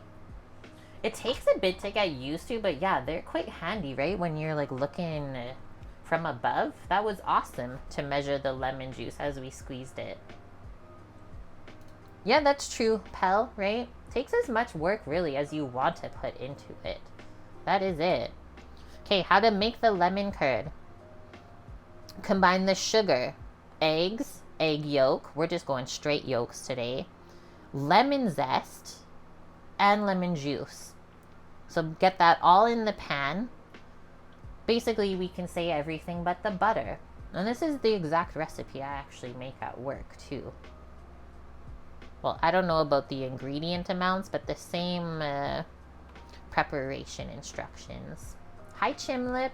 Lemon curd's so good, right? You can make lime curd, orange curd, but like that hit from the lemon juice and the butter is so good together. You have one that does a 1/4 cup. I also have these since we're talking about them. These little measurements. Like, look at this shot glass, but with tablespoons and milliliters and teaspoons. That's handy. I don't use that enough. And then this one's like from the bar. Okay, back to this. Let's get our pan. Really, just a small pot. I think this will be the one. So we need this.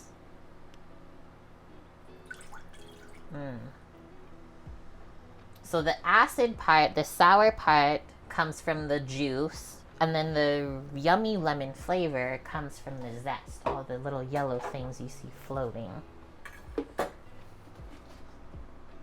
Called for 2 eggs and 2 yolks. I think we have something like 6 yolks here. That's the timer for our meringues. I'm just gonna use all this. We're just committing. Let's see what happens. I don't think I'll use this up if I put like 2 egg yolks back in the fridge. It'll probably just end up going in the garbage. So let's try to use it all. Let's also have a look at this. I don't think you guys are going to be ready for how good these look. Greek, it might be crazy in the winter with snow. And Yuri, were you talking about my chef's knife? That's so funny. Everybody is asking about it today. Here's the link to it if you want to check it out. It's a Shun Santoku. Oh my god. Okay, they kind of baked together even, but I think it's fine. I also think they're done. Look at how big they got. Holy. The ones on this side are like all touching. This one is like, they're free. But what? Let's look in the other view. That's how they look. Look at the bubbles. So that one started cracking. And that's what I'm going to say is like going to indicate that they're basically done. But it's hard on the outside and then we want it marshmallowy on the inside still. And then judging by the color of this, it's perfect.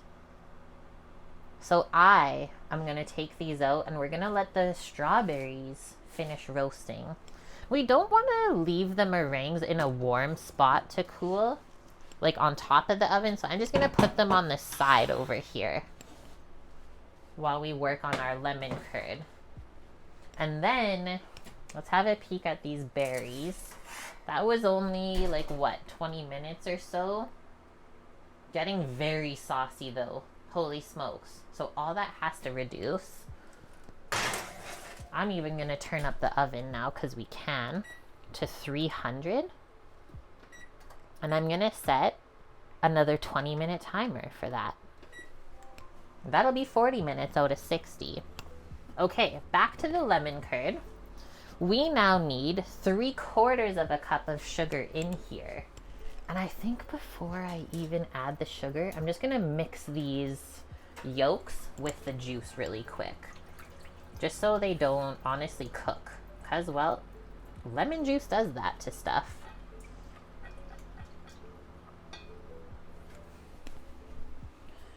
Okay, we didn't need the cornstarch anymore, so I can put that away after. Fell in love with a Japanese style paring knife. Oh, I think I know what style of knife you're talking about. And yeah, they are so handy to use. That is so true. Okay, 3/4 cup of sugar in there. And then we just need a 1/4 cup of butter diced, but we want it really cold. So usually I do that when this is almost done cooking. Wow, I am spilling this.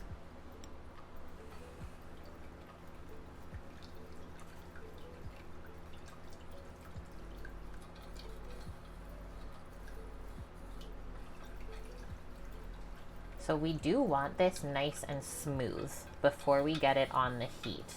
We don't really want to see any clumps of egg yolk around, because if you start with that, it's going to cook into a lump. And then you will have like a gritty, not a nice smooth sauce. You'll have little pieces of egg that are cooked. So look at that. It almost looks like orange juice. Now, I think we can go over. Holy shit, it's working.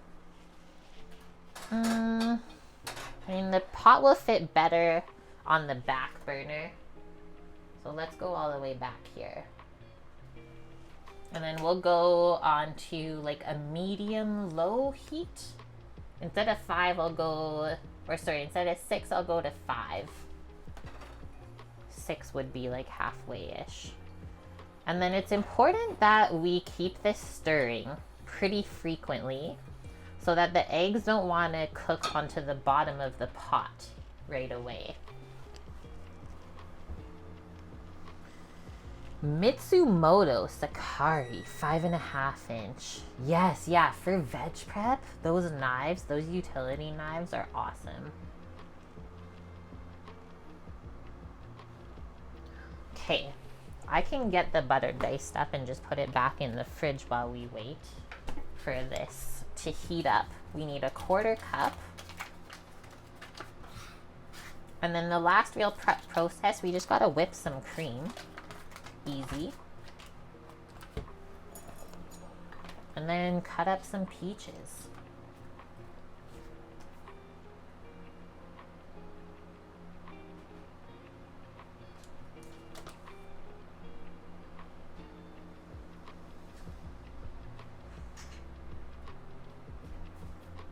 This little black fly, I'm gonna freak out soon. How is it still alive? I think those are the ones you call gnats. It's not a fruit fly.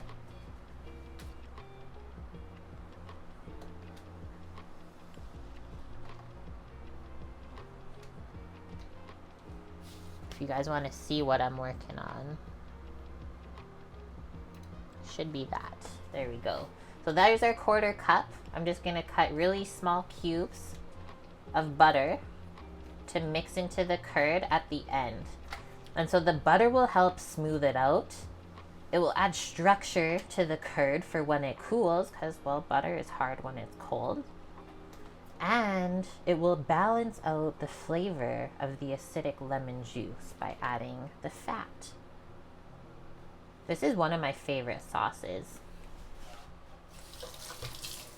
Gnats are annoying. It's gotta be that, Greek.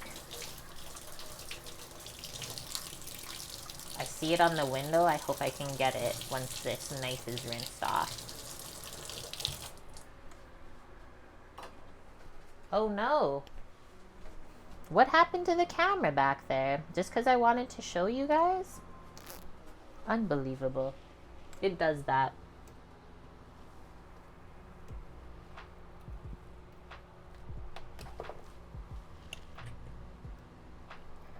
It evaded me. Not anymore. I'm doing the people's work over here. Hello, Josie. How are you doing? I'm glad you could be with us today. Cheers to you too. It was her, It'll always be Torino. Ripperoonie to that legend. Okay, butter cubes into the fridge for now. Let's get a little whisk on this back here as it's heating up. No lumps, please. Okay, let's go back there. Hopefully it behaves. Josie's doing good. I'm glad.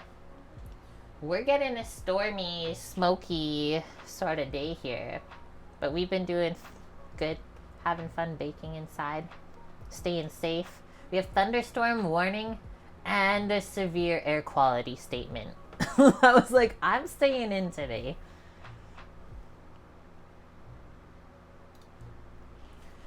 OMG, it's working. Okay, so we have this on medium heat right now. Egg yolks, sugar, lemon zest, and juice. That's it. I know some recipes will put a little pinch of salt, which we might do at the end. That could be good. Almost need to add more light into here today. I'm not used to that. Usually the sun's like blasting in, hey? To the point where we gotta close the blinds. Frank moved on. Thanks for the reminder, Greek. Wow, nice. The meringues are cooling and they're falling a little bit. It looks so good. I'm pumped. Your gazebo nearly blew down. You thought it was bad? Oh, it's okay, Josie. It's not as bad as it could be. I'm not trying to complain at all, that's for sure. We had some worse days already. Like when you, like for example, yeah, one of the days that we left work at 5 p.m. we walked out and it felt like an apocalypse. Everything was just like dark. The smoke was like filling the air all gray and orange. It was wild. So it's not like that today, but I just noticed that they put a statement, so there must be a lot of fine particles in the air. Okay, this will take a bit to come up, but then once this does come up, the eggs are gonna cook pretty quickly, which is why we kind of want to babysit it in this moment. I'm like, I don't know if while we're babysitting it, we want to make the whipped cream. We could. That's called multitasking. For comparison at work, like when I am working, right, I do prep and then cook lunch shift. I'm usually doing like minimum 3 things at one time. Just for like efficiency purposes. Whereas like on stream, we're usually only doing like 1 or 2 things. Yeah, the orange sun and moons are pretty. It is true. Yeah, biblical. Is it fire country where we are every summer? Yeah, so like Alberta gets early fires and the prairies, they always get early fires in June. Whereas where we are, it's not usually until like late July, August that we start getting the fires.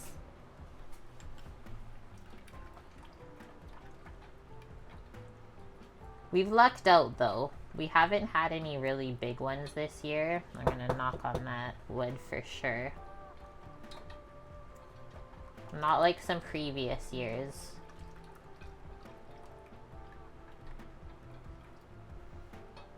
But like just this week, we had a fire over the one mountain in the backyard, only 30 kilometers away. Like that's not very far away. So if it did make it over the hill, it would be a bit scary. Yeah, we haven't had a crazy heat dome, that's true. Like, I think we've only had maybe 1 or 2 days that got over 40 Celsius here.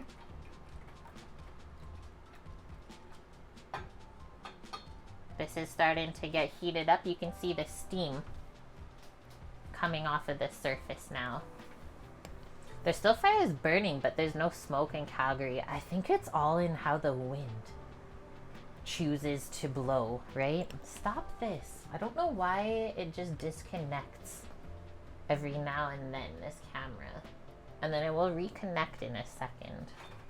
So I'm not gonna worry about it. That view will be back momentarily. Oh, There we are. It's like, I need a quick break. Thank you. So once the top of this starts to steam, you don't want to go too far away because that means your eggs are going to be starting to cook. And well, we don't want scrambled eggs in lemon juice. So it's important that we stir this and heat it all up together. And then this is going to cook until it slightly thickens. That's a really important part. Because if we don't cook it enough at that point, your curd is going to be kind of loose.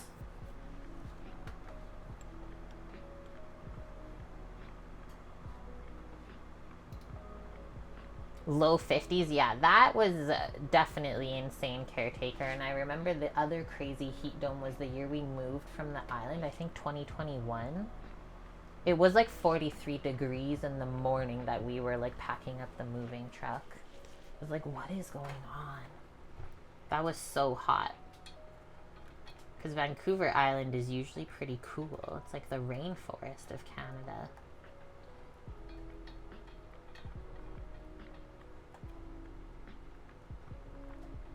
This is starting to cook.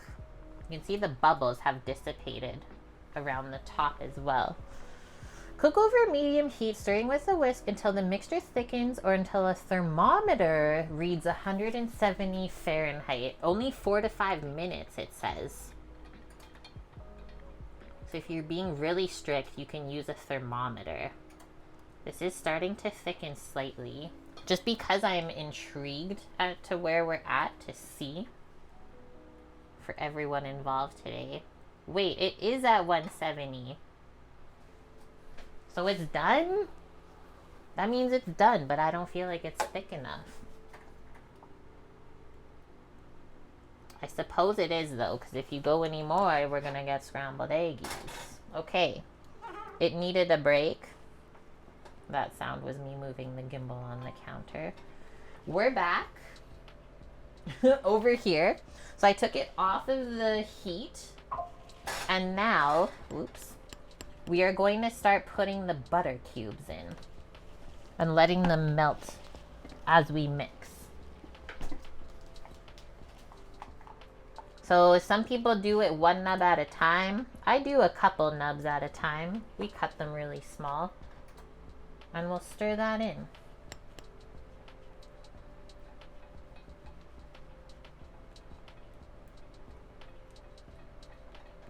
And we'll let those melt in before we put the next ones in.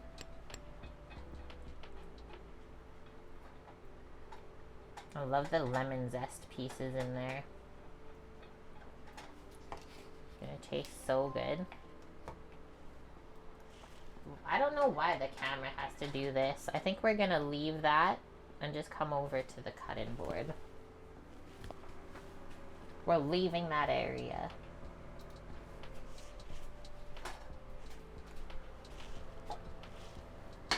Ugh. That was the biggest save of life. Also, this whisk, not meant for this pot.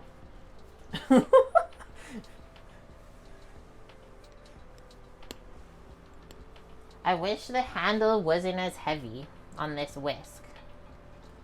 Because like I have some smaller ones that are silicone, but then the handle's really small, so it's going to fall in the pot.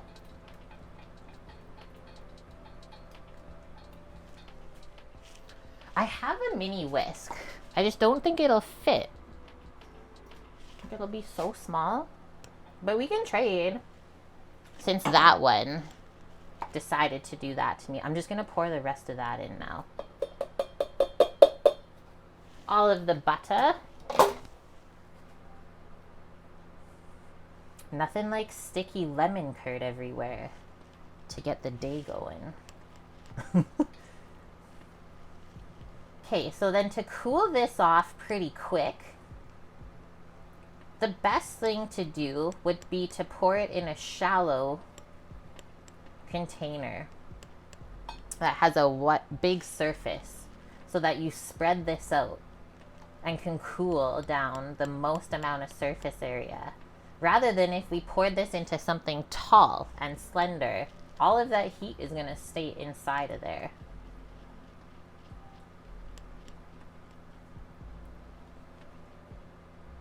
Okay, that looks good. I think we'll do a pinch of salt. See, this is gonna fall in. Oh, it just doesn't. We'll do 1 small pinch of salt just to help balance, because salt and lemon contrast each other really nicely. And I love salt in desserts. I don't like anything too sweet.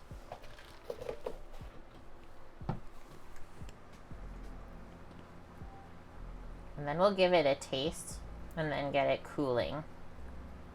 I think it turned out great. You're drinking lemon water right now, Mary? So see the texture, how it coats the back of the spoon? That's great.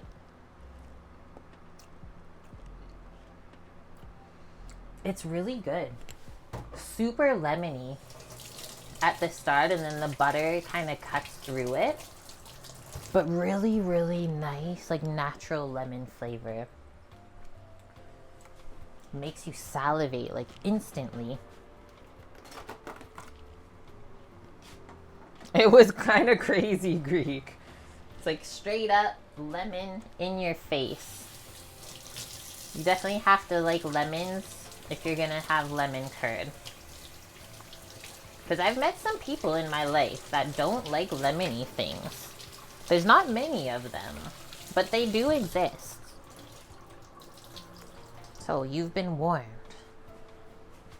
I'm still wiping the lemon curd off of the board that I spilled earlier. I think I got it all now.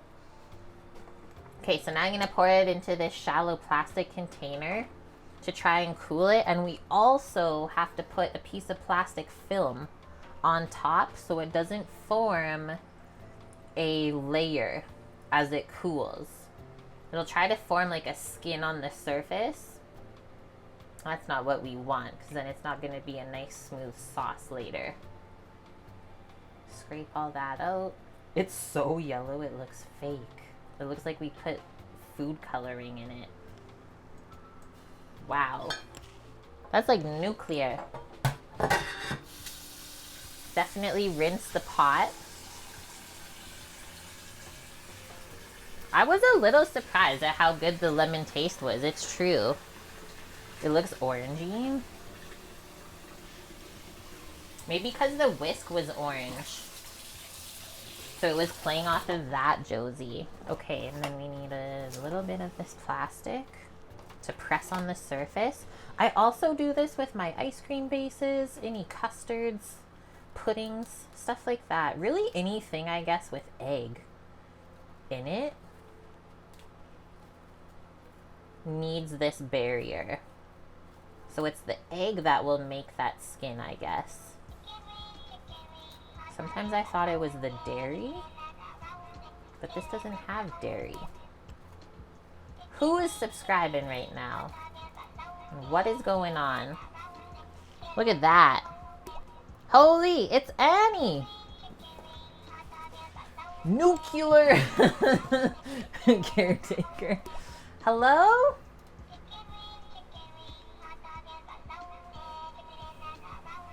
Hello there.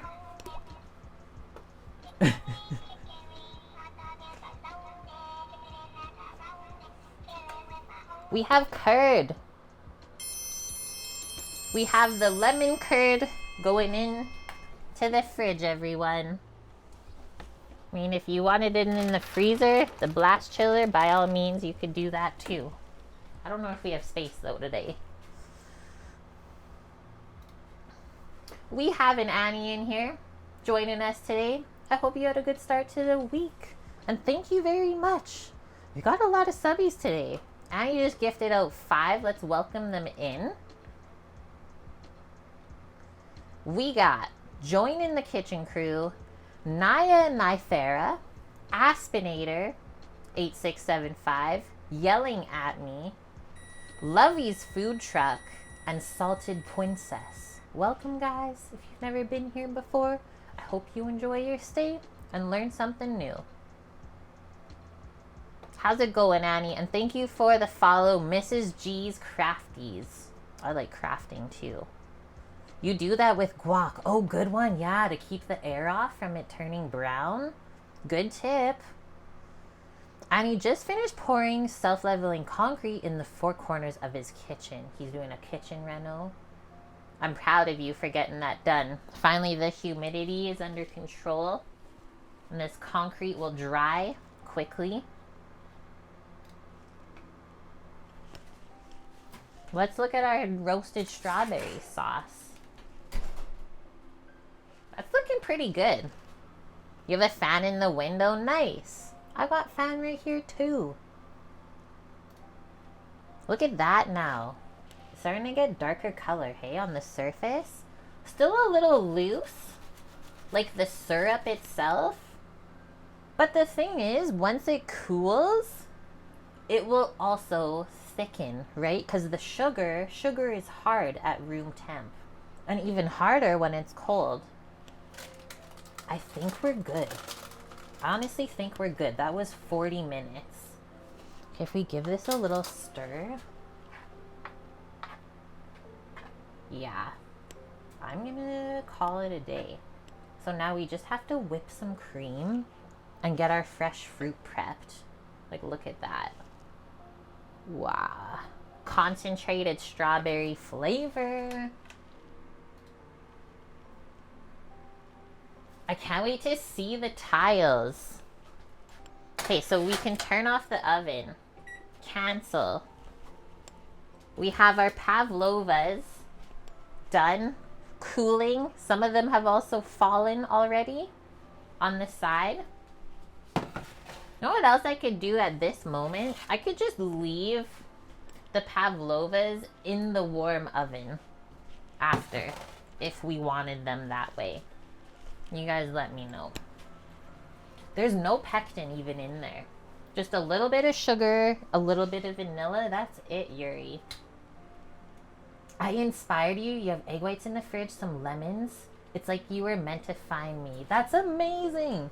Honestly, I love to make the lemon curd with the pavlova because you use the egg whites to make the meringue, and then you can use up the yolks that you take out to make the curd.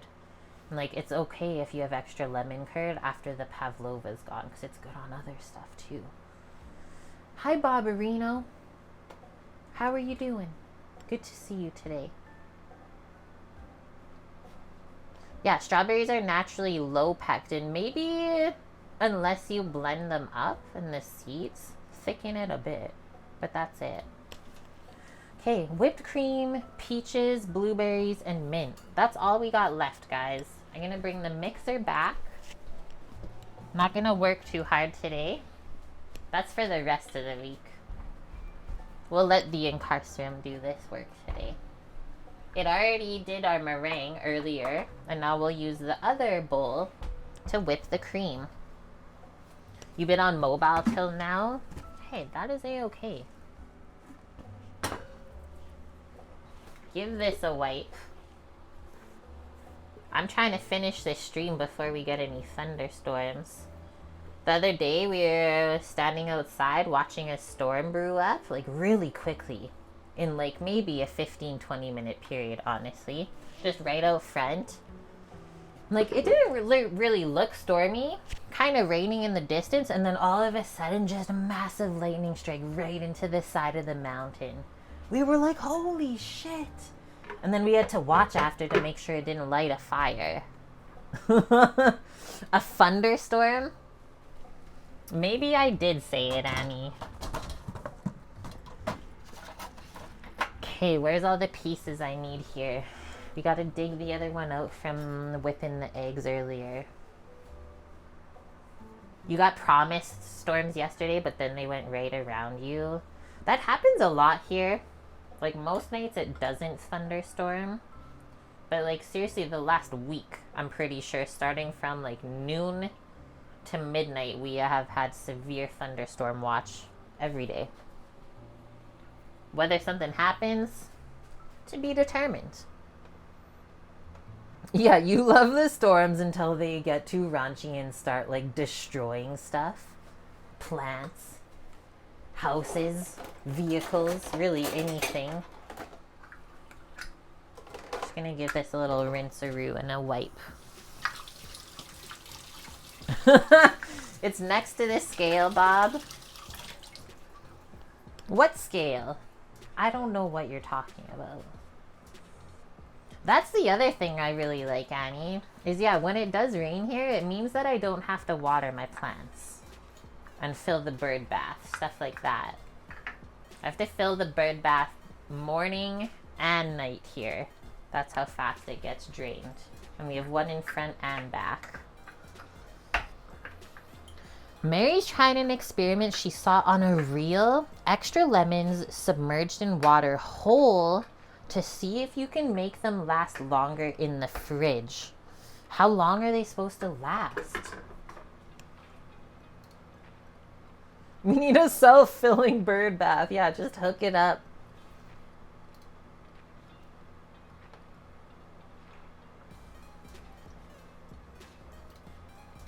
We are zoomed in. Okay, let's add some cream in here. Maybe I'll put a little bit of the vanilla sugar for stabilize and some flavor.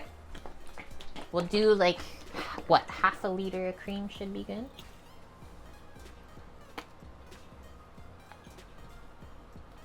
There are robotic solenoid valves for water lines. We could rig it up to a Raspberry Pi and a moisture sensor.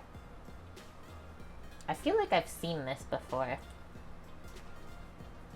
Maybe even one of my friends that grew some wacky tobacco had that set up. I don't know. Okay, that's a bit more than half. I mean, that's all right. I love whipped cream. Not gonna complain about some extra. The scale command is even funnier now. Thanks for laughing at my demise. Okay, I'm grabbing the vanilla sugar. It is actually funny as hell though. This is not what I expected to find opening up the meat grinder box. Okay. Vanilla Zucker. I gotta dig the peaches and the blueberries out while this is going. Today's all sweets. Just an easy dessert. I've been feeling like eating some fruit lately as well. And well, work was a little crazy this week. We worked some overtime hours. Luckily still got our 2 days off. But yeah, didn't really feel like cooking on stream. Whipping our cream. We got some beautiful peaches. I think I'm only gonna do up one and we'll save the other peach. Like insane looking. So good from the farm. We'll do the bigger one. We'll dice that up. And then dig out some of these blueberries. We'll wash those up. This is gonna be so colorful. These were on sale. 99 cents a pint. You know we got 6. You want both? Oh, you're just doing a snacking peach? Yes, please. But yeah, these berries. Look at that. Try that one. That was a big one. It was very ripe, that one, but it was large. It tastes like the ones Jacqueline brought. About, yeah. Where are the peaches from in this store, Annie? Where do Americans grow peaches mostly? You have the small wild blueberries. I think some grow here, they're just hard to find. We have a lot of Oregon grapes and Saskatoon berries around. I have not found the blueberries yet though. Oh, I guess, yeah, Georgia peach and California. Palooza says their backyard. Show off. That's the dream though, hey? Like, I'd rather live at an orchard than a vineyard. Just go out, pick your own fruit from the backyard. Yes, please. Okay, how much of those should we wash? I guess we'll just wash the whole pint.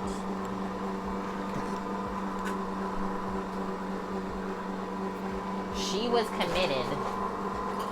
They look so good though. Always pick through too. Make sure there's no moldy ones or like a stem. Pick the stem off. We'll do a little rinse, then they can dry off while we get these peaches dealt with.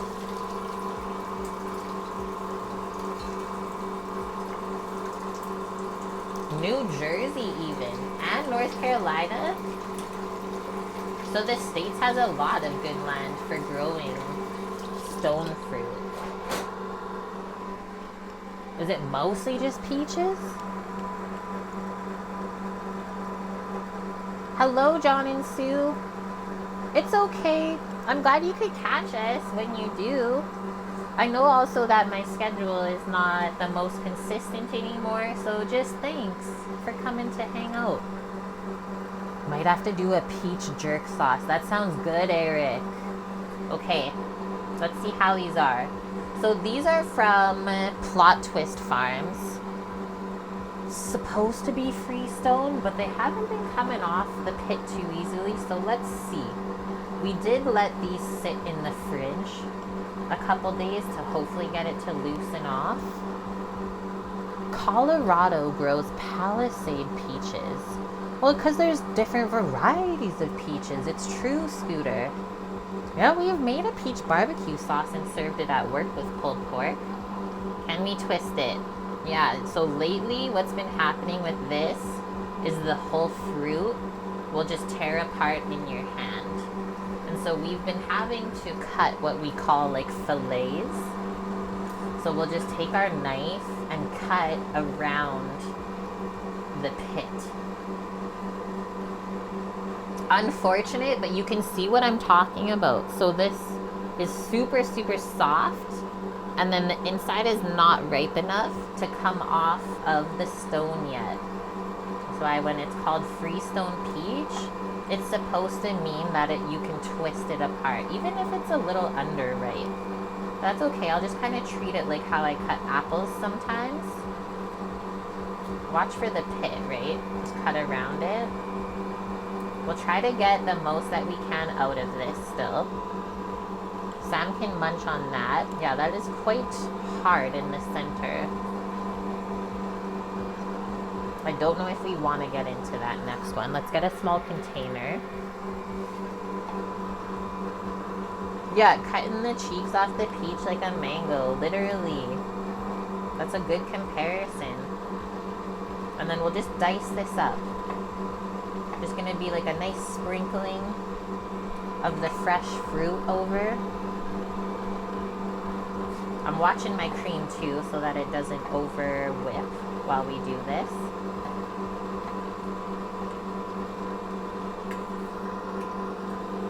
Tasty though still, Samuel? Still tasty and juicy though. Even when it's crunchy. We'll save this other one then. Because it didn't twist off. And I didn't cut into it yet.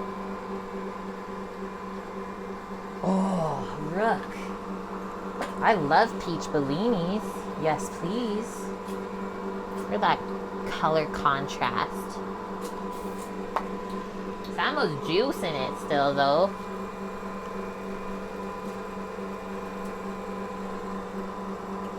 Nectarines, plums as well. Stone fruit trees do well in Appalachia. That would make sense actually. Because I know there's some grown in the Canadian region. The Appalachia goes up into Canada too. I feel like you've been seeing this style of mixer more lately. Are people preferring it to the KitchenAid? Personally, yes. This thing is like tried and true over years and years of streaming and making stuff for other people. We love it so much that we have a backup one that we got secondhand. This is 8 years old. This is 8 years old now, Sam says. And it has a how long warranty? 10? Has a 10-year warranty though. This is almost done, guys. I want the whipped cream pretty stiff so that it can hold up to everything we're putting on it today. Yeah, we've also tried a KitchenAid food processor once upon a time. That one wasn't good either. It wasn't good at all. Then we got a Robo. This is pretty good. I mean, you don't want to whip your cream and make butter, but we can go a touch longer. Rook remembers it. Josie probably does too. Nice. The curd is actually almost cooled. That's amazing how quickly that worked. But yeah, for as much as this mixer costs, I got 0 complaints.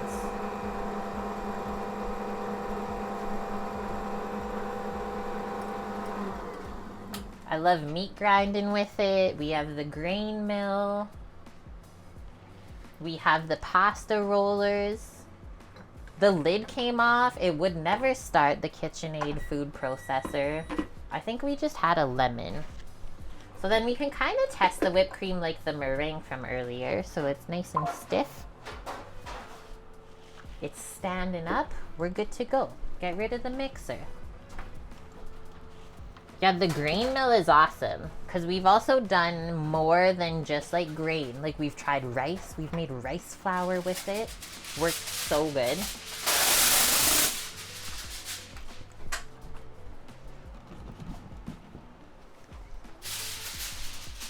I don't know what Samo's up to back here, but it can't be bad.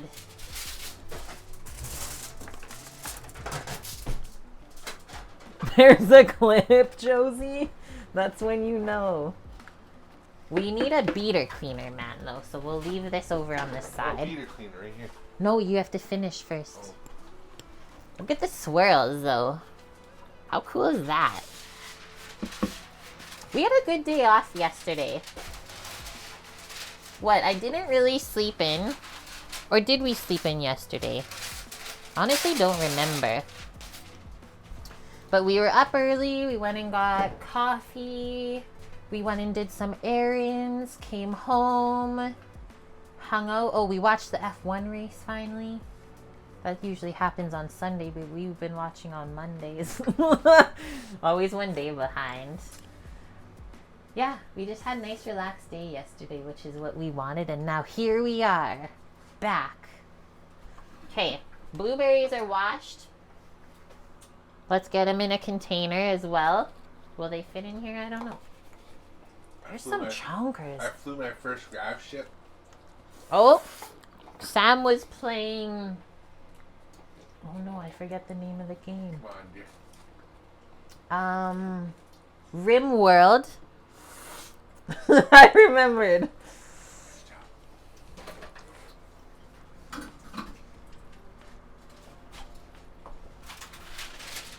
You know the next one we're gonna get into a container? That's gonna look so good.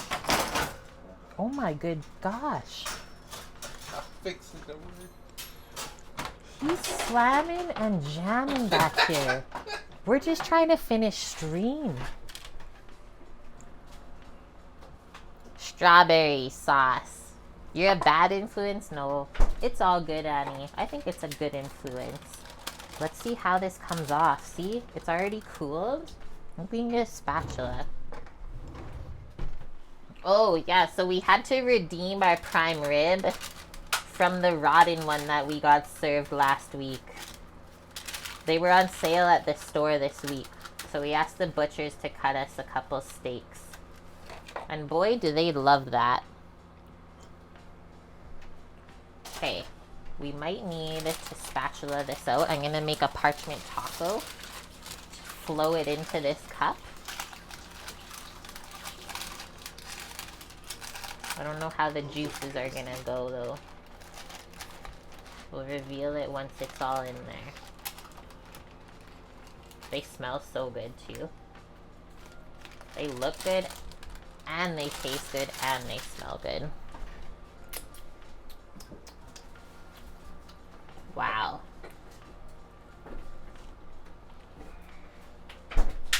The way it's just like shining. Holy. And then the curd next. Put the paper in the dehydrator, make a fruit roll up. It probably would work. It's true.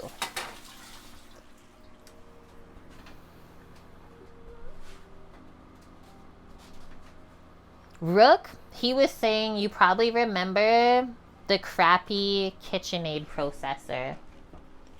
Yeah, back in souk. Okay, and then our curd that's been cooled. Take this layer off. Look at how good that works. It barely even sticks to the plastic. We'll give it a stir.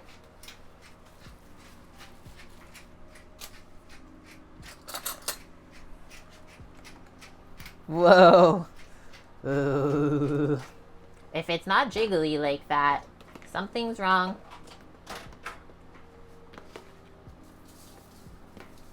It definitely gets better once it cools overnight though. That's just my suggestion. But I am gonna stir it all back together. Your friend had a dog named Suki, but she passed away. R.I.P. Do we have everything here? Oh, and just the mint. I get so sad when animals pass away. It's like a family member left your life, right? For most people. Whipped cream, peaches, blueberries. You can't see here, but on the side, really cute mint from the Earl Garden. I'll pick a little bit off. It's starting to grow again. Maybe I'll be able to plant it outside. Look at this mint. It's like a dwarf version of mint. And that's just how big the whole plant is. It's like a perfect little dwarf mint bush. This is new. Okay. We want 2 separate plates. Yep.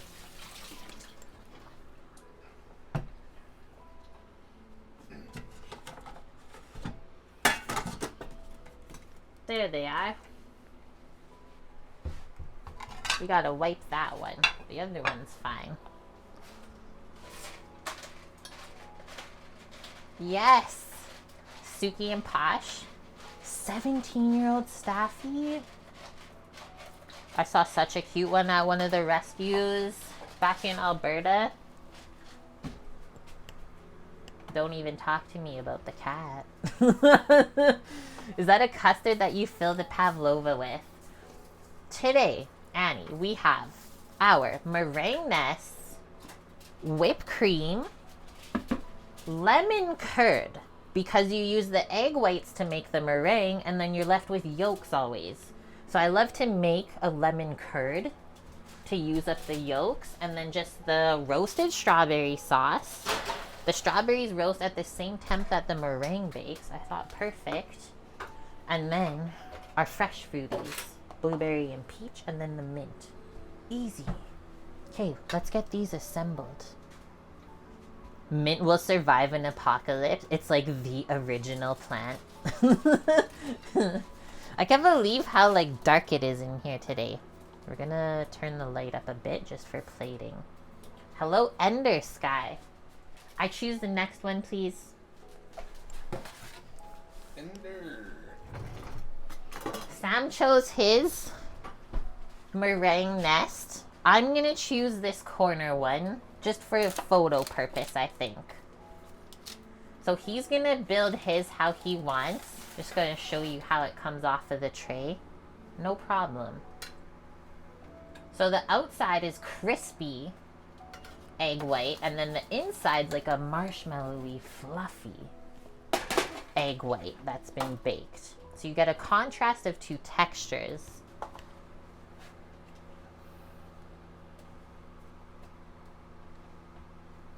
Your chocolate apocalypse, the plant, better survive. Or you want your money back? Yes, Eric. And yeah, hello, Ender Sky. You're meal prepping for school, but you haven't cooked in a bit, so got any tips? I mean, I don't really meal prep anymore, but I used to when I did some bodybuilding competitions. I mean, maybe let me know what you're making and we can go from there. So you can add as much or as little as you want onto the plate. I like how we each have, a lemon sploot. I got the keyboard. You're supposed to pick the mint leaves off of this stem. Are you just going to eat it like that? A rule in restaurants is you never put anything on the plate that you yourself wouldn't eat. So this is how I'm going to do it. We're going to put the cream on the curd. I want it to fall a little bit more there. There. How did I know a made fun of was going to happen? Oh, fuck yeah. Fix our lighting situation. There we go. The whipped cream was blocking it. Who would have known? Now we're going to go with some of the roasted strawberry. Like a dollop on top.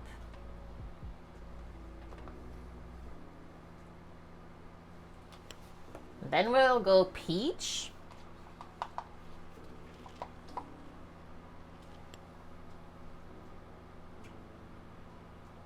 Couple of bits and bites around.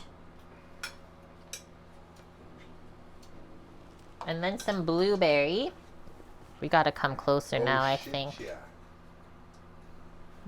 Yeah, is this work friendly?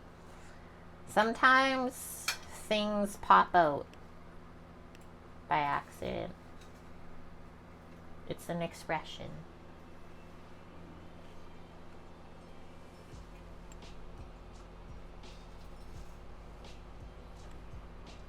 Little mint leaves around. The hummingbirds have been visiting us all day at the window, guys. They fly right up. They're so cute. It's like, what are they trying to say to us? My gosh, that looks pretty. Guys, is this a $16 dessert? We gotta take a photo and then we'll taste it to see. But I would serve that at work, no problem. Like, how good would that look? Feature dessert. My God, it's me on the camera. Hello? The surprise when it's on the back camera. Oh, there's some swipe marks on the lens. 1 sec. Can I stand where you're standing a moment? Thank you.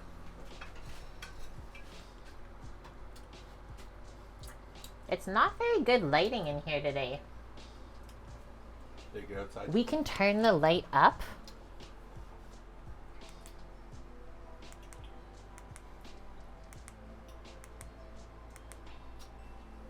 Holy frick. It worked good.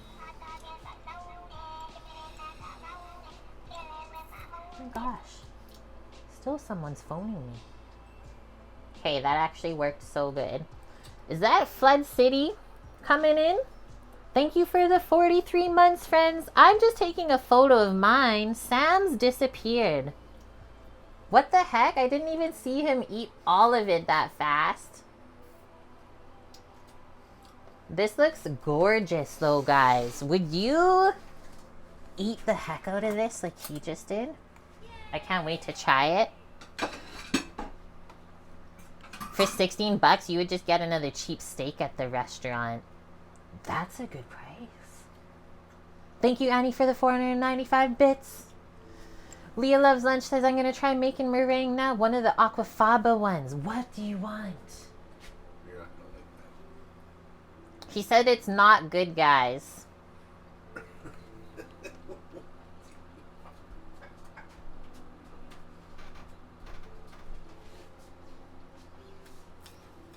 You gotta break through the crust, and then the inside's like chewy. Let's get a perfect bite here. That's it. Strawberry, cream, peach, blueberry. I don't know if we got a mint leaf. That's all we're missing.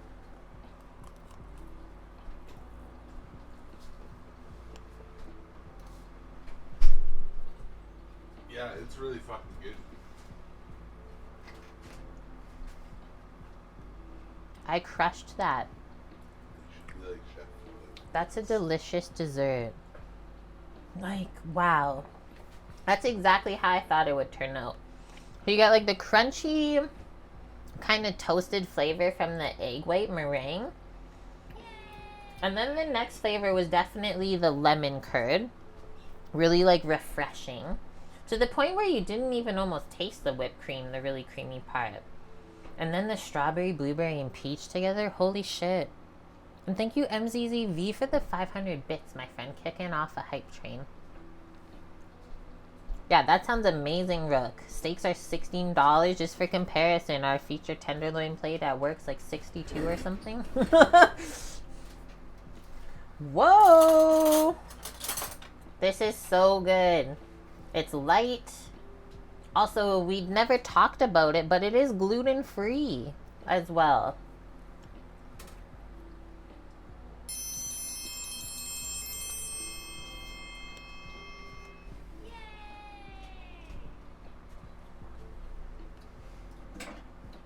Knocked that one out of the park here. Sounds good.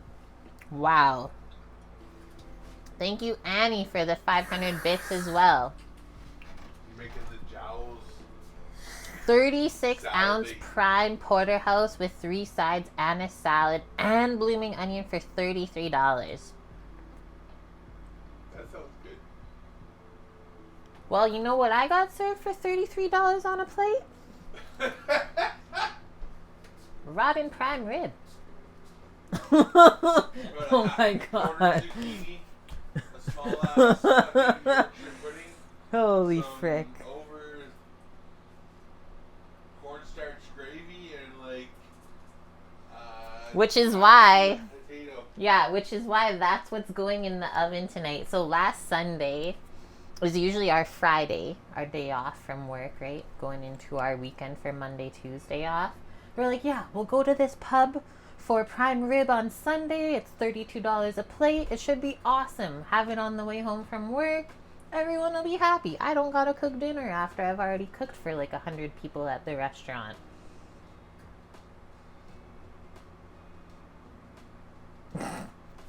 Probably the top worst meal I've ever been served in my life. Like worse than being served raw pork in my mind. Being served rotten meat. I got no other words, guys. But I'm gonna have a couple more bites. Like, also, the size of my head versus this plate of dessert. You'll have no problem finishing it.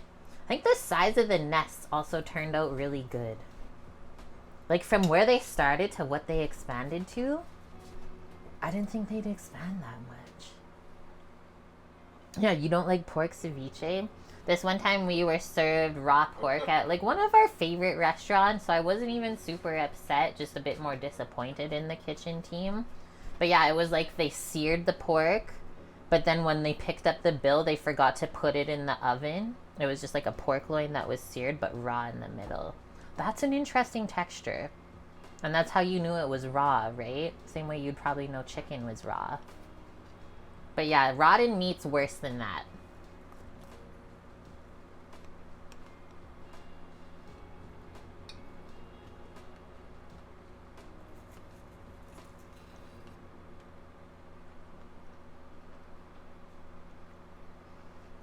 My legs are crooked, and if you're wondering why I'm like shaking, I'm doing like a little happy dance as I eat this. It's so good. Probably just the sugar rush, but hey. Right?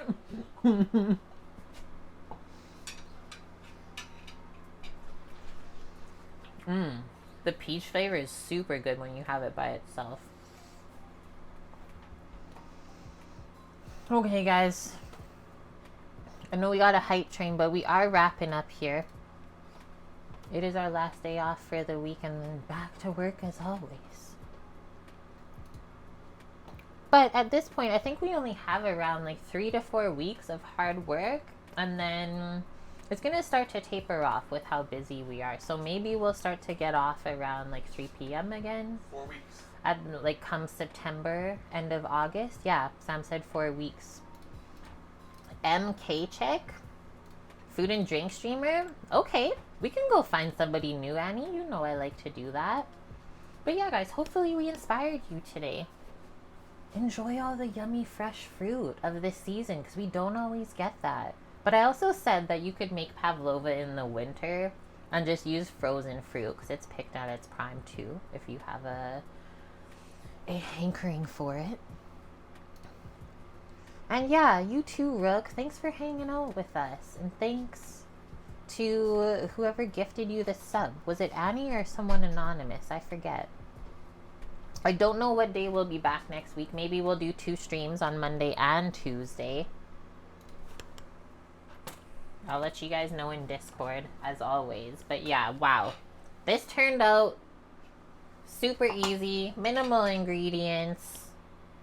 I'm really impressed. How do I spell this raid? M_K chick. Let's go see what their stream's all about. We got lots of awesome raids today too. Some new people that we've never met before. So hopefully they come back again.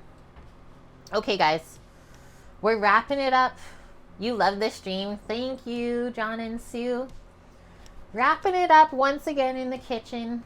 I hope you guys have a good rest of the week wherever you are in the world. I'm going to get this raid set up for us while we're ending here. Thanks for all the gifted subbies. Thanks for the cute little hype train, guys.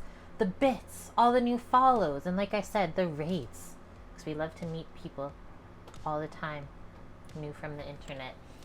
Hey, you know where to find us if you need us at all. Discord, also where all of our recipes are. And where we post the updates for the next schedule for the week. So definitely go into there if you're missing us at all. And yeah, thanks everyone who joined us today. It was a fun group of people. Thanks for all the chats. And keep spreading that deliciousness. Let's go see MK Chick. I'm about to hit this button. Samo, you know what to say. Bye. Bye, guys. Love y'all. And see you next week.